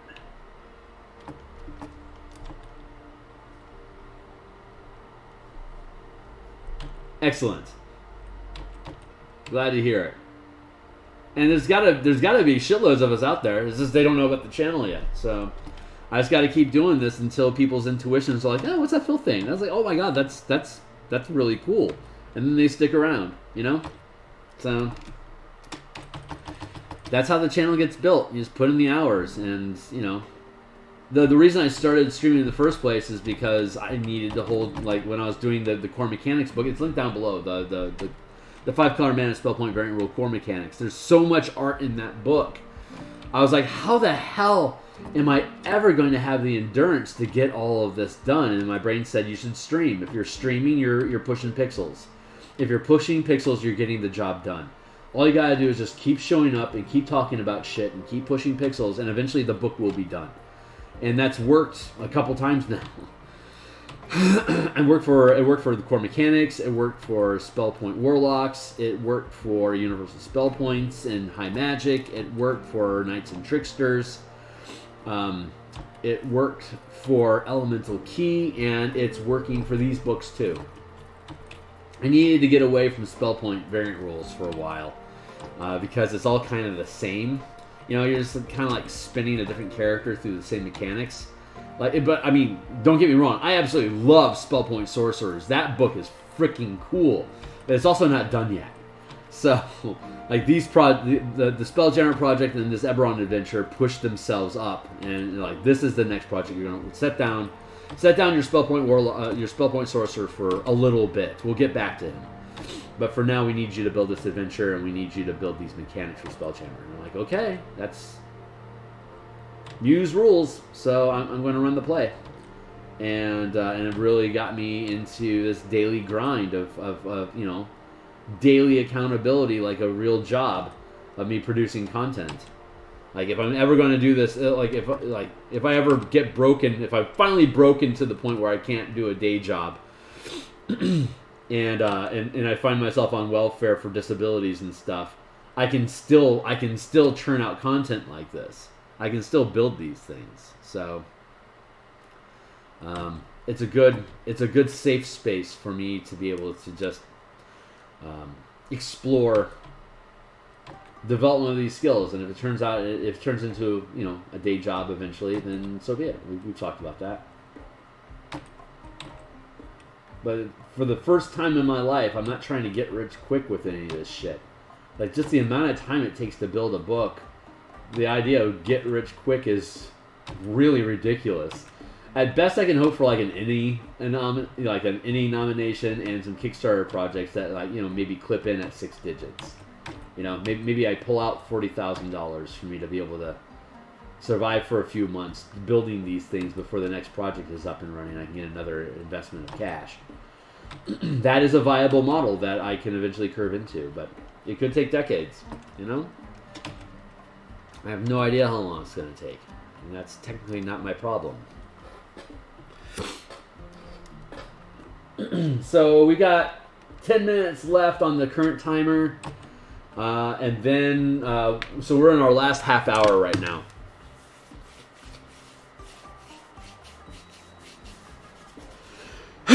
So I'm going to take a quick mental break. I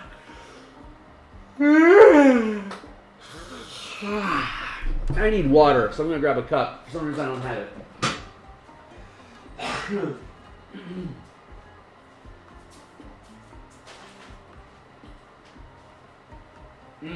Man, my hips popped last night. So freaking crazy. That truck hit me on my right hip. Through about a 2-ton. It was a 2-ton truck going 60 miles per hour, and it hit the brakes and threw a skid mark down 120 feet long. And somewhere about halfway through that skid mark, that truck hit me, and it threw me up. It hit my hip, threw me onto the hood. I tore my shoulder apparently tore off his windshield wiper, and then I got launched from the impact of me bouncing off of his windshield. Caused me to bounce off his truck and then get launched into landing in a ditch on my head. So then my skull cracked open. And the miracle of it was that there was an ambulance that had gone out on a call for a heart attack. And it turns out it was just indigestion. So these paramedics spent this time with this guy who thought he was having a heart attack. He's like, no, it's just indigestion. Apparently that's a common mistake. You get indigestion so bad, you literally think you're having a heart attack. So if you're eating too much, that might happen to you someday. You might want to pay attention to that. But, make the call, because if you are having a heart attack, you could die. But if it turns out to be a false flag, that's a good indication that you're not aligned with the diet that you should be eating. And that it will, like, that message there for those heart attack people, that's a message saying, that this thing is going to kill you eventually. So the paramedics have that conversation with the guy, and so they're just going back. They're going back home because they don't have anyone in the carriage. They don't have to go to the hospital. It was a false alarm, but they literally saw me get hit. So they just all they had to do was just stop. They literally saw it happen. It was like right there. We're driving right up to it. All they had to do was stop. They got out of the ambulance, walked over to me, and they're like, "Oh, he's fucked up." And I woke up because they were cutting my clothes off of me so they could scrape me up, put me on the gurney. The hospital was 2 blocks away. The gal I was dating when I was walking, we were walking back to her apartment, and she was in a nursing school, so her apartment was literally 2 blocks away from the hospital they took me to. So my skull split open, and I lost 2 pints of blood. in like 3 minutes. So these guys showed up. If they didn't show up within 3 minutes, within this very short frame of window, I would have been dead. It was like, what a ridiculous coincidence of circumstances that I was back at work the next day. They just put sutures in my skull. All they had to do was shave a little spot in my hair, so I kept my hair. They just shaved a little spot. They put 17 sutures into my skull to put it back shut. I scraped my elbow, but that was the only external damage they could see. So I was just a college kid. I didn't have any, I wasn't even a college kid. God, I was working at a restaurant at the time. I dropped out that semester to get some, to do some work, and so I could afford to go back to school. So I didn't even have insurance at the time. I'm like, whatever. They just cleaned me up and they kicked me out because I couldn't afford the bed. So I was back at work the next day. But the impact from the truck on my right hip, it compressed everything. So I have all this scar tissue inside of my hips, and all that shit is trying to melt out of me now. So I get all these weird pops that happen at weird times, and my body wants to get like contorted in weird ways, like Emily Rose and shit. So my life has been really weird lately because that impact happened when I was 22, and I'm 47 now. So it's been festering inside of me for 25 years, and it you can call it a coincidence or whatever, but I've been doing a shitload of work on understanding how emotions sit inside of my body and what pain do I feel from different low emotions, and where do they sit on me. And when I started exploring that idea and learning to feel where the emotions hide inside of my body, a lot of them have these tethers and these tentacles that move inside my body, but they're all originating from inside of that wound. So this hip wound is like one of my major core injuries, and it's holding all of this energy and information about who I am, that if I can unleash it and let it get freed up to be able to be mobile again and start stirring its energy and flow inside of me, all of these things that got frozen inside of me at 22 can now be released and integrate into the greater self that is me. And I've learned so many things in the past 25 years that the excitement and energy of what these things were when I was younger gets to be added back into me. So I get to revitalize myself by healing these wounds. At least that's what it feels like right now. I don't know for certain. I can just read where the energy is at right now, and that's what it feels like it's trying to do. Like there's a deep level of vitality and energy that I can be accessing if I can learn how to properly process the damage inside of my body and let it heal itself. A lot of the times, the energy won't heal because I feel like I deserve it. So it has to stay. It is a penance I feel like I have to pay. But no one told me I have to do that. But it's part of the process. Like, I have to feel that penance. That I deserve this wound. Just to keep it there long enough for it to brew. Like mead doesn't taste good until the honey rots. You know? Like, it has to ferment. It has to rot a little bit. It has to go bad for it to be good. So you can tell. And our bodies are the same way. We have to carry these core wounds inside of us long enough for them to fester to turn into a delicious wine that we will savor the flavor of having experienced that ourselves. So anyway, that's one of the things. Yeah, it was a miracle. It was an unabashed miracle. Like, the entire universe conspired to keep me from dying that day. And you don't have experiences like that. It's kind of like with friends, you know? Like when Joey reaches across and saves Ross from being damaged when they're in that car wreck. Joey was actually just trying to grab his sandwich so it didn't get ruined. But Ross didn't know that. Ross thought that Joey was trying to protect him, and it had such a profound effect on him that it changed his character in the show. But yeah, Joey just wanted a sandwich, and it was over by Ross, so he had to reach for it to get a sandwich. It's just a coincidence that they got in a wreck at that time, and Joey happened just to be blocking him, so it kept Ross safe. So it's a fun example. It's just of the universe conspiring to be right place, right time, and the lesson that you learn from it is your lesson. It was built that way for you to get it. The symbolism in this moment is being lost on everyone but you, because these symbols were specifically carved to teach you something, for you to gain something from it. So, thanks for being alive. You know, the universe does that for people. But we have to train ourselves to watch for it. And I just happen to be lucky in that I had something so ridiculously profound happen that it's almost impossible for me to be able to walk away. It's like, man, that was convenient. What a great coincidence. I'm lucky. Like, if that's the only lesson I learned from that, I would not be the old soul that I am, quote unquote. Like, I look for meaning in things because I have to look for meaning in things because I don't know what you already know.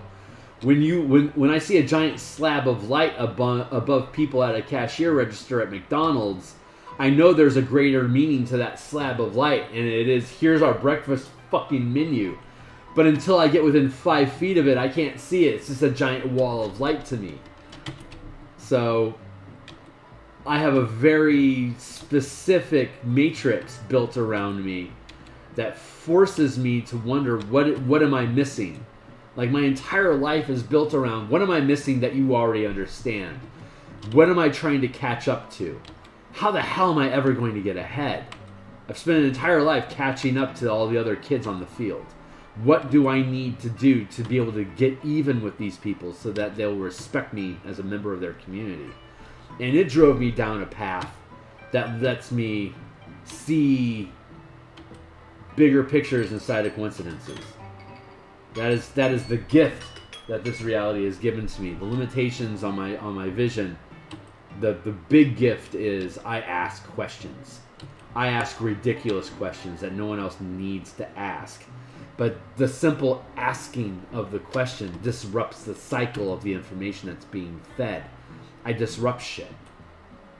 And I make people second guess themselves and question their motives. And that's ultimately a good thing, especially if you're the type of person that hurts other people. And of course it'd be unintentional. You're not trying to hurt these people. It's just the broken machinery that you have inside of you, that this is how you have to process reality for you to make reality make sense to you. And unfortunately, for some people, that means I have to emotionally or even physically hurt you for my reality to continue making sense. And that's a horrible, horrible psychological wound that needs servicing to fix and heal. But these people have to become self-aware somehow. It's just this particular life that I get to live is predisposed to being able to ask, what the hell is going on? So, it's very difficult. Like I can utterly accept, I can run on assumptions and just accept what I'm being told on one hand, but at the other hand, like while I'm accepting the information that you're telling me, my brain is running. It's like, why is this the way that the information is being presented, and what information was filtered out that I didn't get to experience before this message was being provided to me? And that made me really difficult to be around in school for teachers.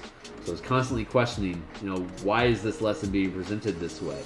Or like when we're doing geometry, I could look at numbers and just intuitively know the answer.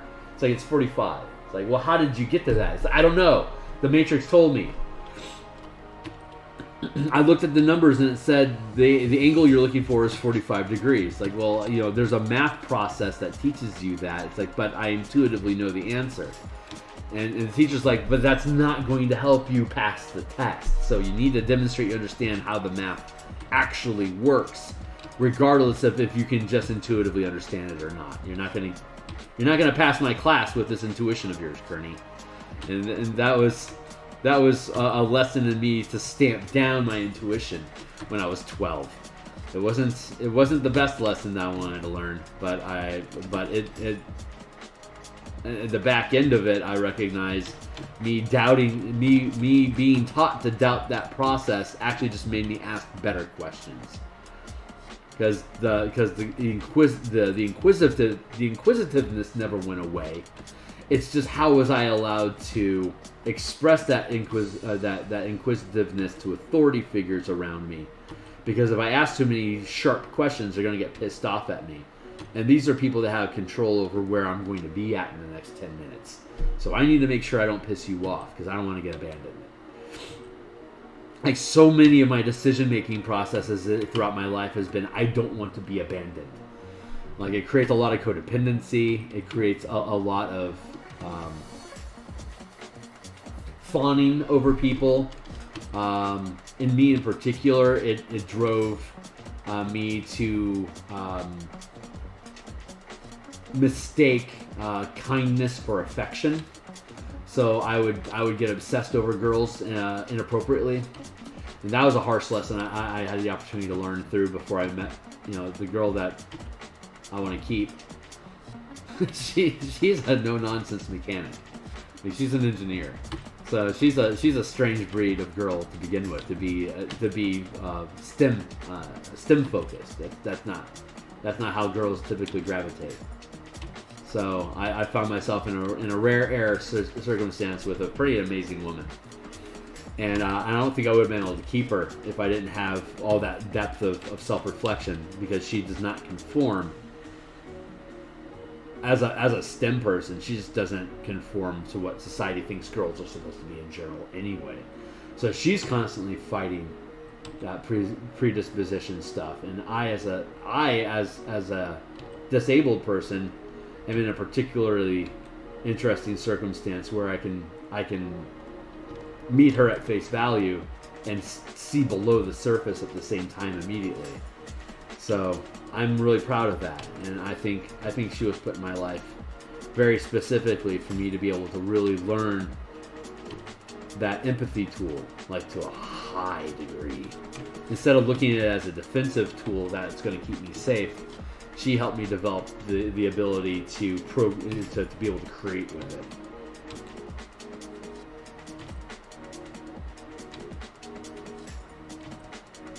And it's developed to the point where if she's going to text me, I'll pick up my phone before she finishes the text.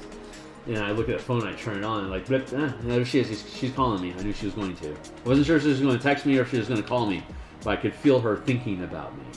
And she can feel me thinking about her. It's fascinating. Fascinating.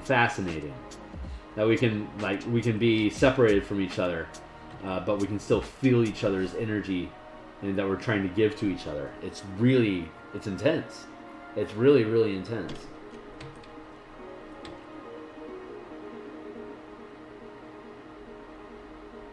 I can't imagine how just powerful people must have been before technology started doing all this work for us.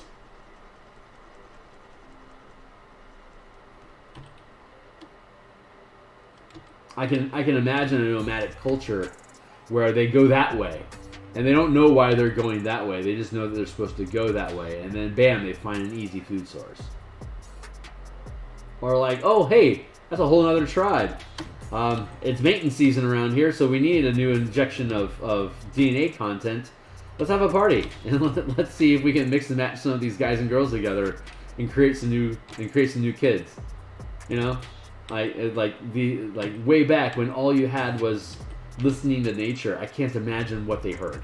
I can't even imagine what they were being led to, what miracles they found, because they didn't know anything. Like, they didn't have a scientific answer to anything. But how often do you actually need a scientific answer for things to make sense? Like, storms rolling in, we better find some shelter. You don't need science to tell you that. You just need to know you don't want to get wet and it's cold out.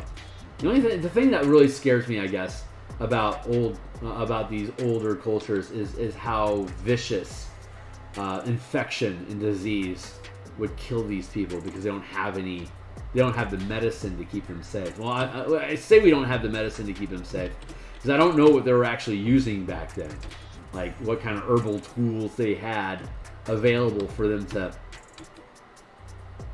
have this oral tradition of curing cancer or whatever somewhere in the rainforest that scientists are convinced that there's got to be something in there someplace. You know, like, well, if these native tribes never have cancer, then yeah, maybe you're right. But you got to find them and see if they have cancer or not.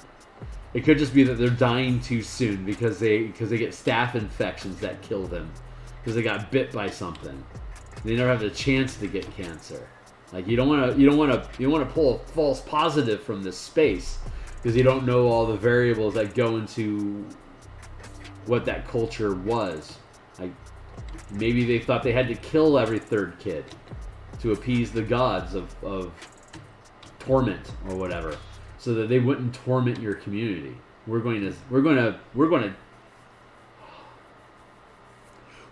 torture this kid to death, so that Slanesh is satisfied with us, and she won't come and torture all of us instead.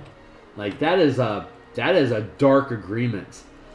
And we don't necessarily know if those agreements were made at some point in these cultures that I am pseudo-revering here in this moment. It's like, there's another side of that coin. They could have been real bastards, using the rules that were provided for them to survive. There's an old cartoon, it's Alf Tales. Like, there was the Alf sitcom, was Alf, an alien life form, a Muppet basically that lived with humans, and he ate cats. He was stranded there because his spaceship got broken, and he's not smart enough to know how to fix it, but he keeps trying every season. So that's the baseline of the sitcom was, hey, I'm stuck here until I can make my ship work again. I'm going to get the hell out of here before the CIA scoops me up and experiments on me. That was the message of the sitcom. It was a popular enough show that they created spin-off TV shows. They had Alf the cartoon, which was Alf, or Gordon Shumway, living on his home world with all his people, and like, this is what Melmac society is supposed to be like, and it is utterly ridiculous. Like, it's a planet in the shape of an egg, and the core of the planet is not molten minerals. It's mayonnaise. Now so. There was a mayonnaise bottling industry on Melmac, and it wasn't them making mayonnaise and bottling it. It was them piping mayonnaise from the core of their planet and distributing them into mayonnaise jars, and they would eat it. They were eating the core of their planet, so eventually the planet would be destroyed because they loved mayonnaise so much. it was a problem. Like, it was a legitimate ecological problem in that cartoon. That they would eventually eat enough mayonnaise some days that they would destroy their planet. So what happens? The Alf cartoon is he was in his spaceship in the first place because their planet was destroyed. And so they had to flee. It's like they ate too much mayonnaise. So fucking ridiculous.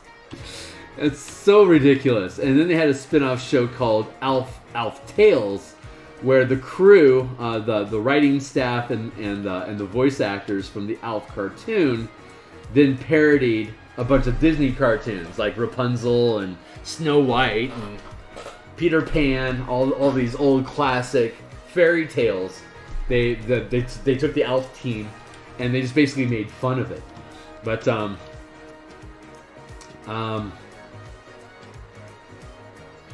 fuck, did I have a point? Did I make my point? I just woke up. I don't know where I'm at with this conversation. So I was talking about Alf. Fuck, I don't remember what my point was. I don't remember what my point was. Sorry, guys. Ramble. Ultra tangent. And I don't think I like this thing cutting into this cobblestone like that. I want to be here instead. God, what was my point? I know I had a point, but it took too much ramp-up time to explain what the damn show was. And I lost the point in providing all the exposition to understand why am I trying to make this point in the first place. God damn it. Now it's going to haunt me all day.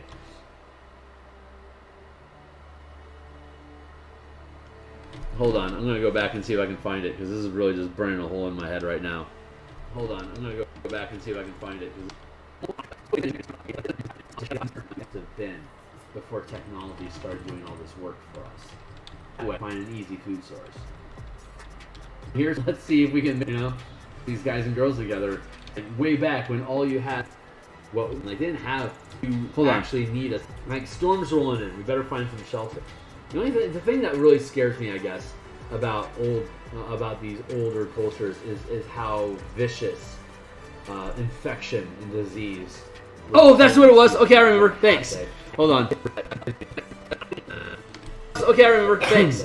Hold on. All right. So the point of all that is as one of the Melmac Alf cartoon episodes, they get lost. They get lost in the boonies, and their car breaks down, and they have to go look for help, and they find these farmers, and the farmers decide that they need to sacrifice the Shumways. They need to sacrifice the Shumway family because they arrived during the harvest season, and they need to replenish the soil after harvest so they can have another good year of crops in the spring.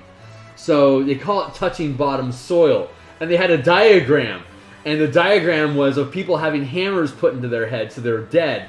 And then they would plant them face down into the ground so their legs were sticking out of the ground like plants. And then they would decorate them with flowers.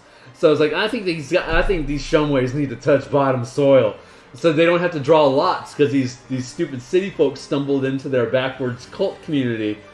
And now instead of having them kill their own people, they can now kill the Shumways and have them touch bottom soil, so they wouldn't have to lose anybody in their community. But like, that's a really weird rule that this little hick cult developed to keep themselves safe, because that's what they thought the spirits of nature wanted them to do. They wanted them to murder people by putting hammers in their head, and then planting them face first into the ground until they touched bottom soil, so their caved-in faces would touch bedrock, and then the soil would replenish. And ironically, all the minerals in a person's body actually replenishes the soil. So they weren't completely wrong. It just happened to be completely evil. So like, you can't revere ancient cultures too much because you don't necessarily know what is being passed down through oral tradition, that you don't pick up the context for why they do what they do, about what little it is that you know that they do.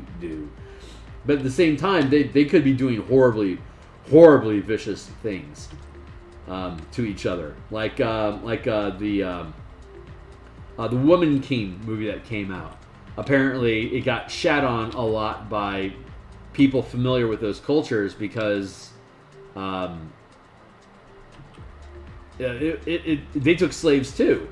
So it's not like you're free. You know, everyone wants to be free from being a slave, but if you also enslave people, what virtue are you actually bringing to the table? None, really. So, like, you can't. The arguments of these critics is that you can't really revere the message in this movie because they've distorted who this culture, like what this culture was about. They sort of like whitewashed the culture, so it was good, but it was actually just incredibly warlike and violent also. So the people that were supposed to be antagonists in the movie were literally no better than the protagonists. Historically speaking, there were no heroes in this story, but they wanted to make a heroic story out of it. So they specifically ignored a lot of the historical information that went into whatever this tribe was. So like that's a really interesting. I don't have an opinion about it, and it's basically a medieval spear combat movie. So obviously I'm interested in that. I love old combat. So I'll probably end up watching it just to watch people get stabbed with spears a bunch. But it was an interesting message. Like, oh, you know, if you step into this thinking that this is a story of heroism, be aware that this is not an accurate representation of who this culture was. They were very warlike. They took their own slaves. They would torture people because that's what you did in that culture. Like, that's what all of them did. That's how they gathered resources, by taking it from each other. Because there's only so many resources to go around. They hadn't figured out infinite energy yet. So decisions have to be made, but just be careful what you're idolizing. Keep your head on. Anyway, that's a quick random tangent. But yeah, I'm interested in seeing it. I want to see how they stab things.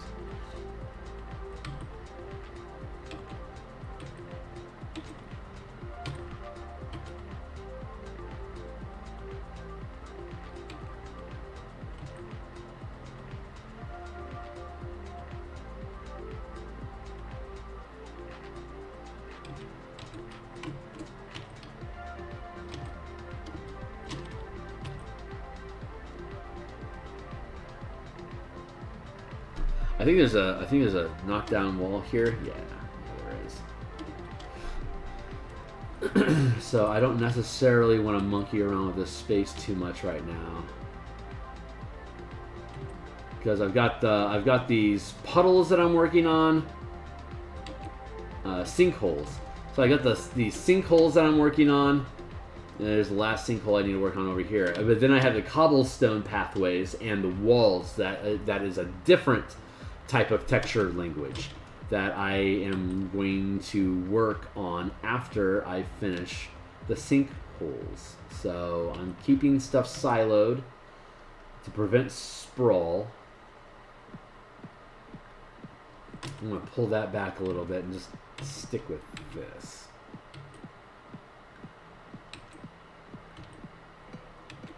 Like that.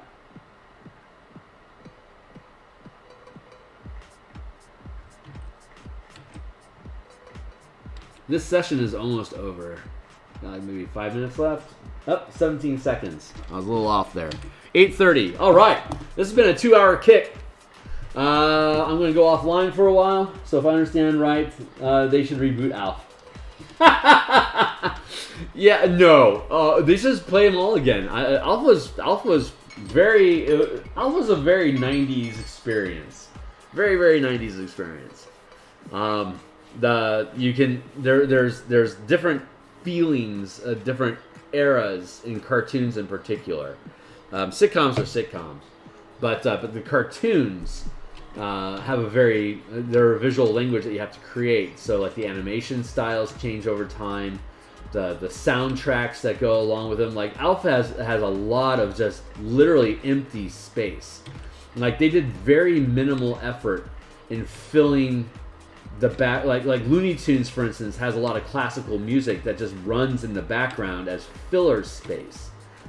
Because if you don't insert a sound into a cartoon, there is no sound in the cartoon. And the Alf cartoons were very, very much had giant blank spaces of like no sound interaction. It was a little off-putting. And what sounds they did use. They used a trombone and a saxophone as their default sounds, and those are the two most brash instruments that you could possibly use. And for a kids cartoon, like it was aimed more at the junior high, like 13, 15-year-old snarky kids. Like that was more of the audience than actual true children watching Saturday morning cartoons. So it was a really weird niche audience, and the sound was actually appropriate for that age because, 12 to 15-year-olds are insufferable. So it's almost like they're punishing you for enjoying media that's created for them by giving you really shitty music, but it's appropriately shitty music for them, considering the appropriately shitty attitude most kids have at that age. So I commend them for matching the soundtracks and the sound space to the audience that they're working with. But at the same time, it's not enjoyable to listen to. It's Alf and Alf Tales as cartoons is far more fun to reminisce about than to actually experience. Now that I've had another 30 years of media consumption to get a better feel for what's good and bad. It was just so goofy, and it was so weird, and it didn't bother explaining things to you. It just asserted, yeah, our planet's made out of mayonnaise. And they didn't say our planet's made out of mayonnaise. It said the label on the mayonnaise jar was mayonnaise, goodness from the core of the earth. It's like, what? Like all their mayonnaise jars say that. And it's not until you get into like the 15th episode where they have to go to the core of the earth to save the mayonnaise factory from being destroyed and throwing the planet off that you realize it's like, oh my god, they're being literal. And then they walk you through the entire the industrial process. They sneak onto a tour, and so they can do exposition about the core of the planet through this guided tour that they're on. That once they get the information that they need, they ended up ditching and then running around. But no, Alf does not read. God, please stop with the reboots. If you don't, I appreciate people trying to culturally appropriate their own history so that it resonates with the modern messaging that they want. But make your own stories. Stop stealing other stories that have been told already. If you don't know how to create your own story, maybe you should self-reflect on that for a while. Like you don't need to do a time travel Indiana Jones to eliminate Indiana Jones from his own timeline as a way of you saying, I'm sorry that people were old and white at some point. Like that's just why can't you make your own adventure? But then you look at the stories that are being written, it's like, oh, it's because you have absolutely no narrative ability whatsoever. You are void of interest. So you don't have an interesting story to tell.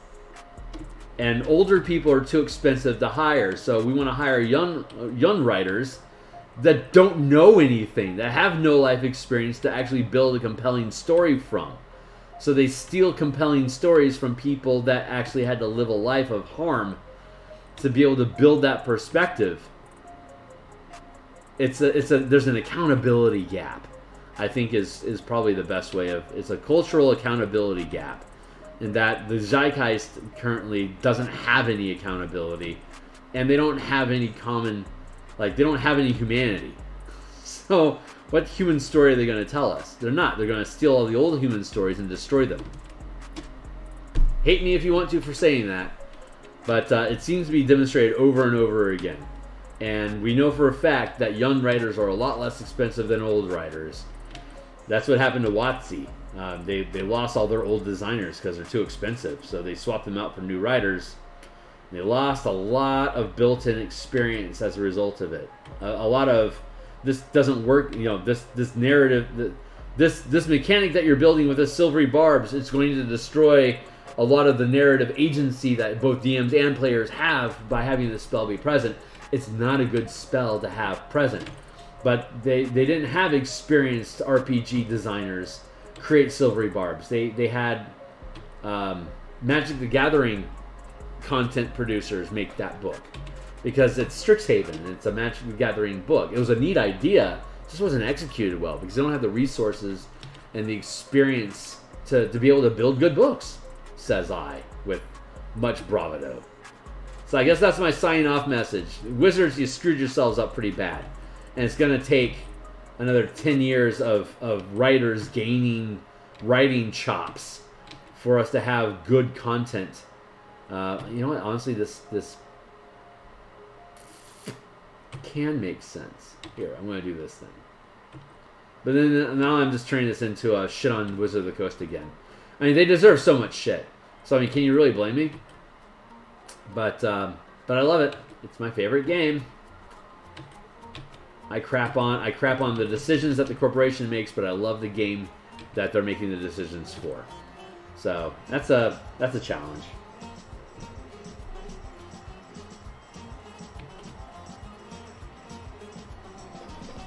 So if I understand right, they should reboot WotC.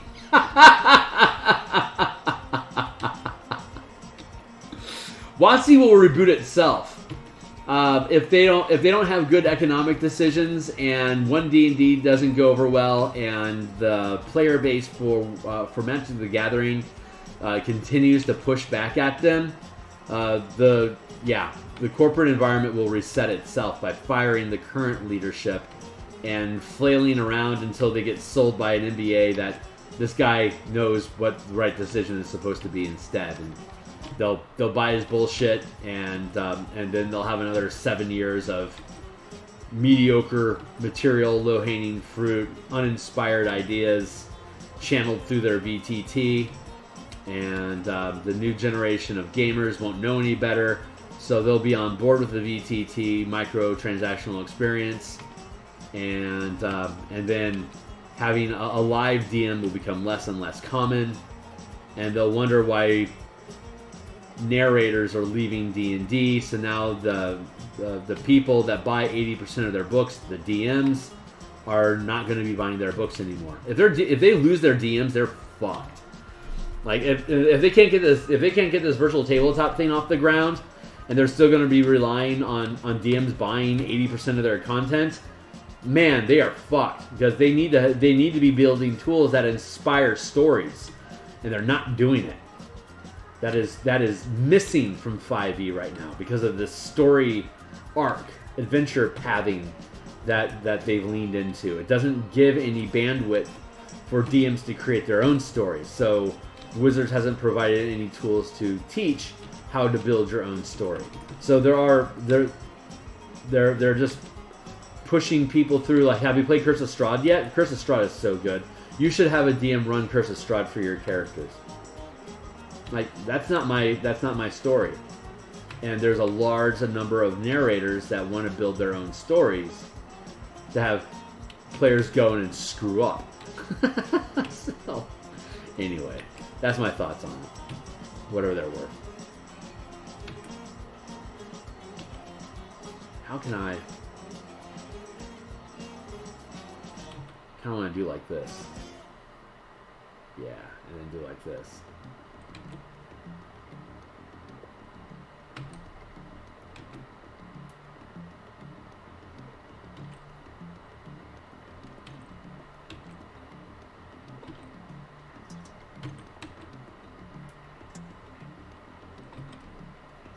Nice. Okay, cool. Hey, it's a new puddle. We're building puddles here. I've got one more really big puddle to work on. And then we've got these graves to fix up, and then from there we have to go through and actually do cleanup and detail work. Like this level of detail we need on all these other sinkholes and graves. So we've done a decent job outlining what these spaces look like, but now we have to go back through and re-render all of them so that they're at the higher level of detail, get the contour lines going. I had predicted that we would be coloring this by, I think, Monday.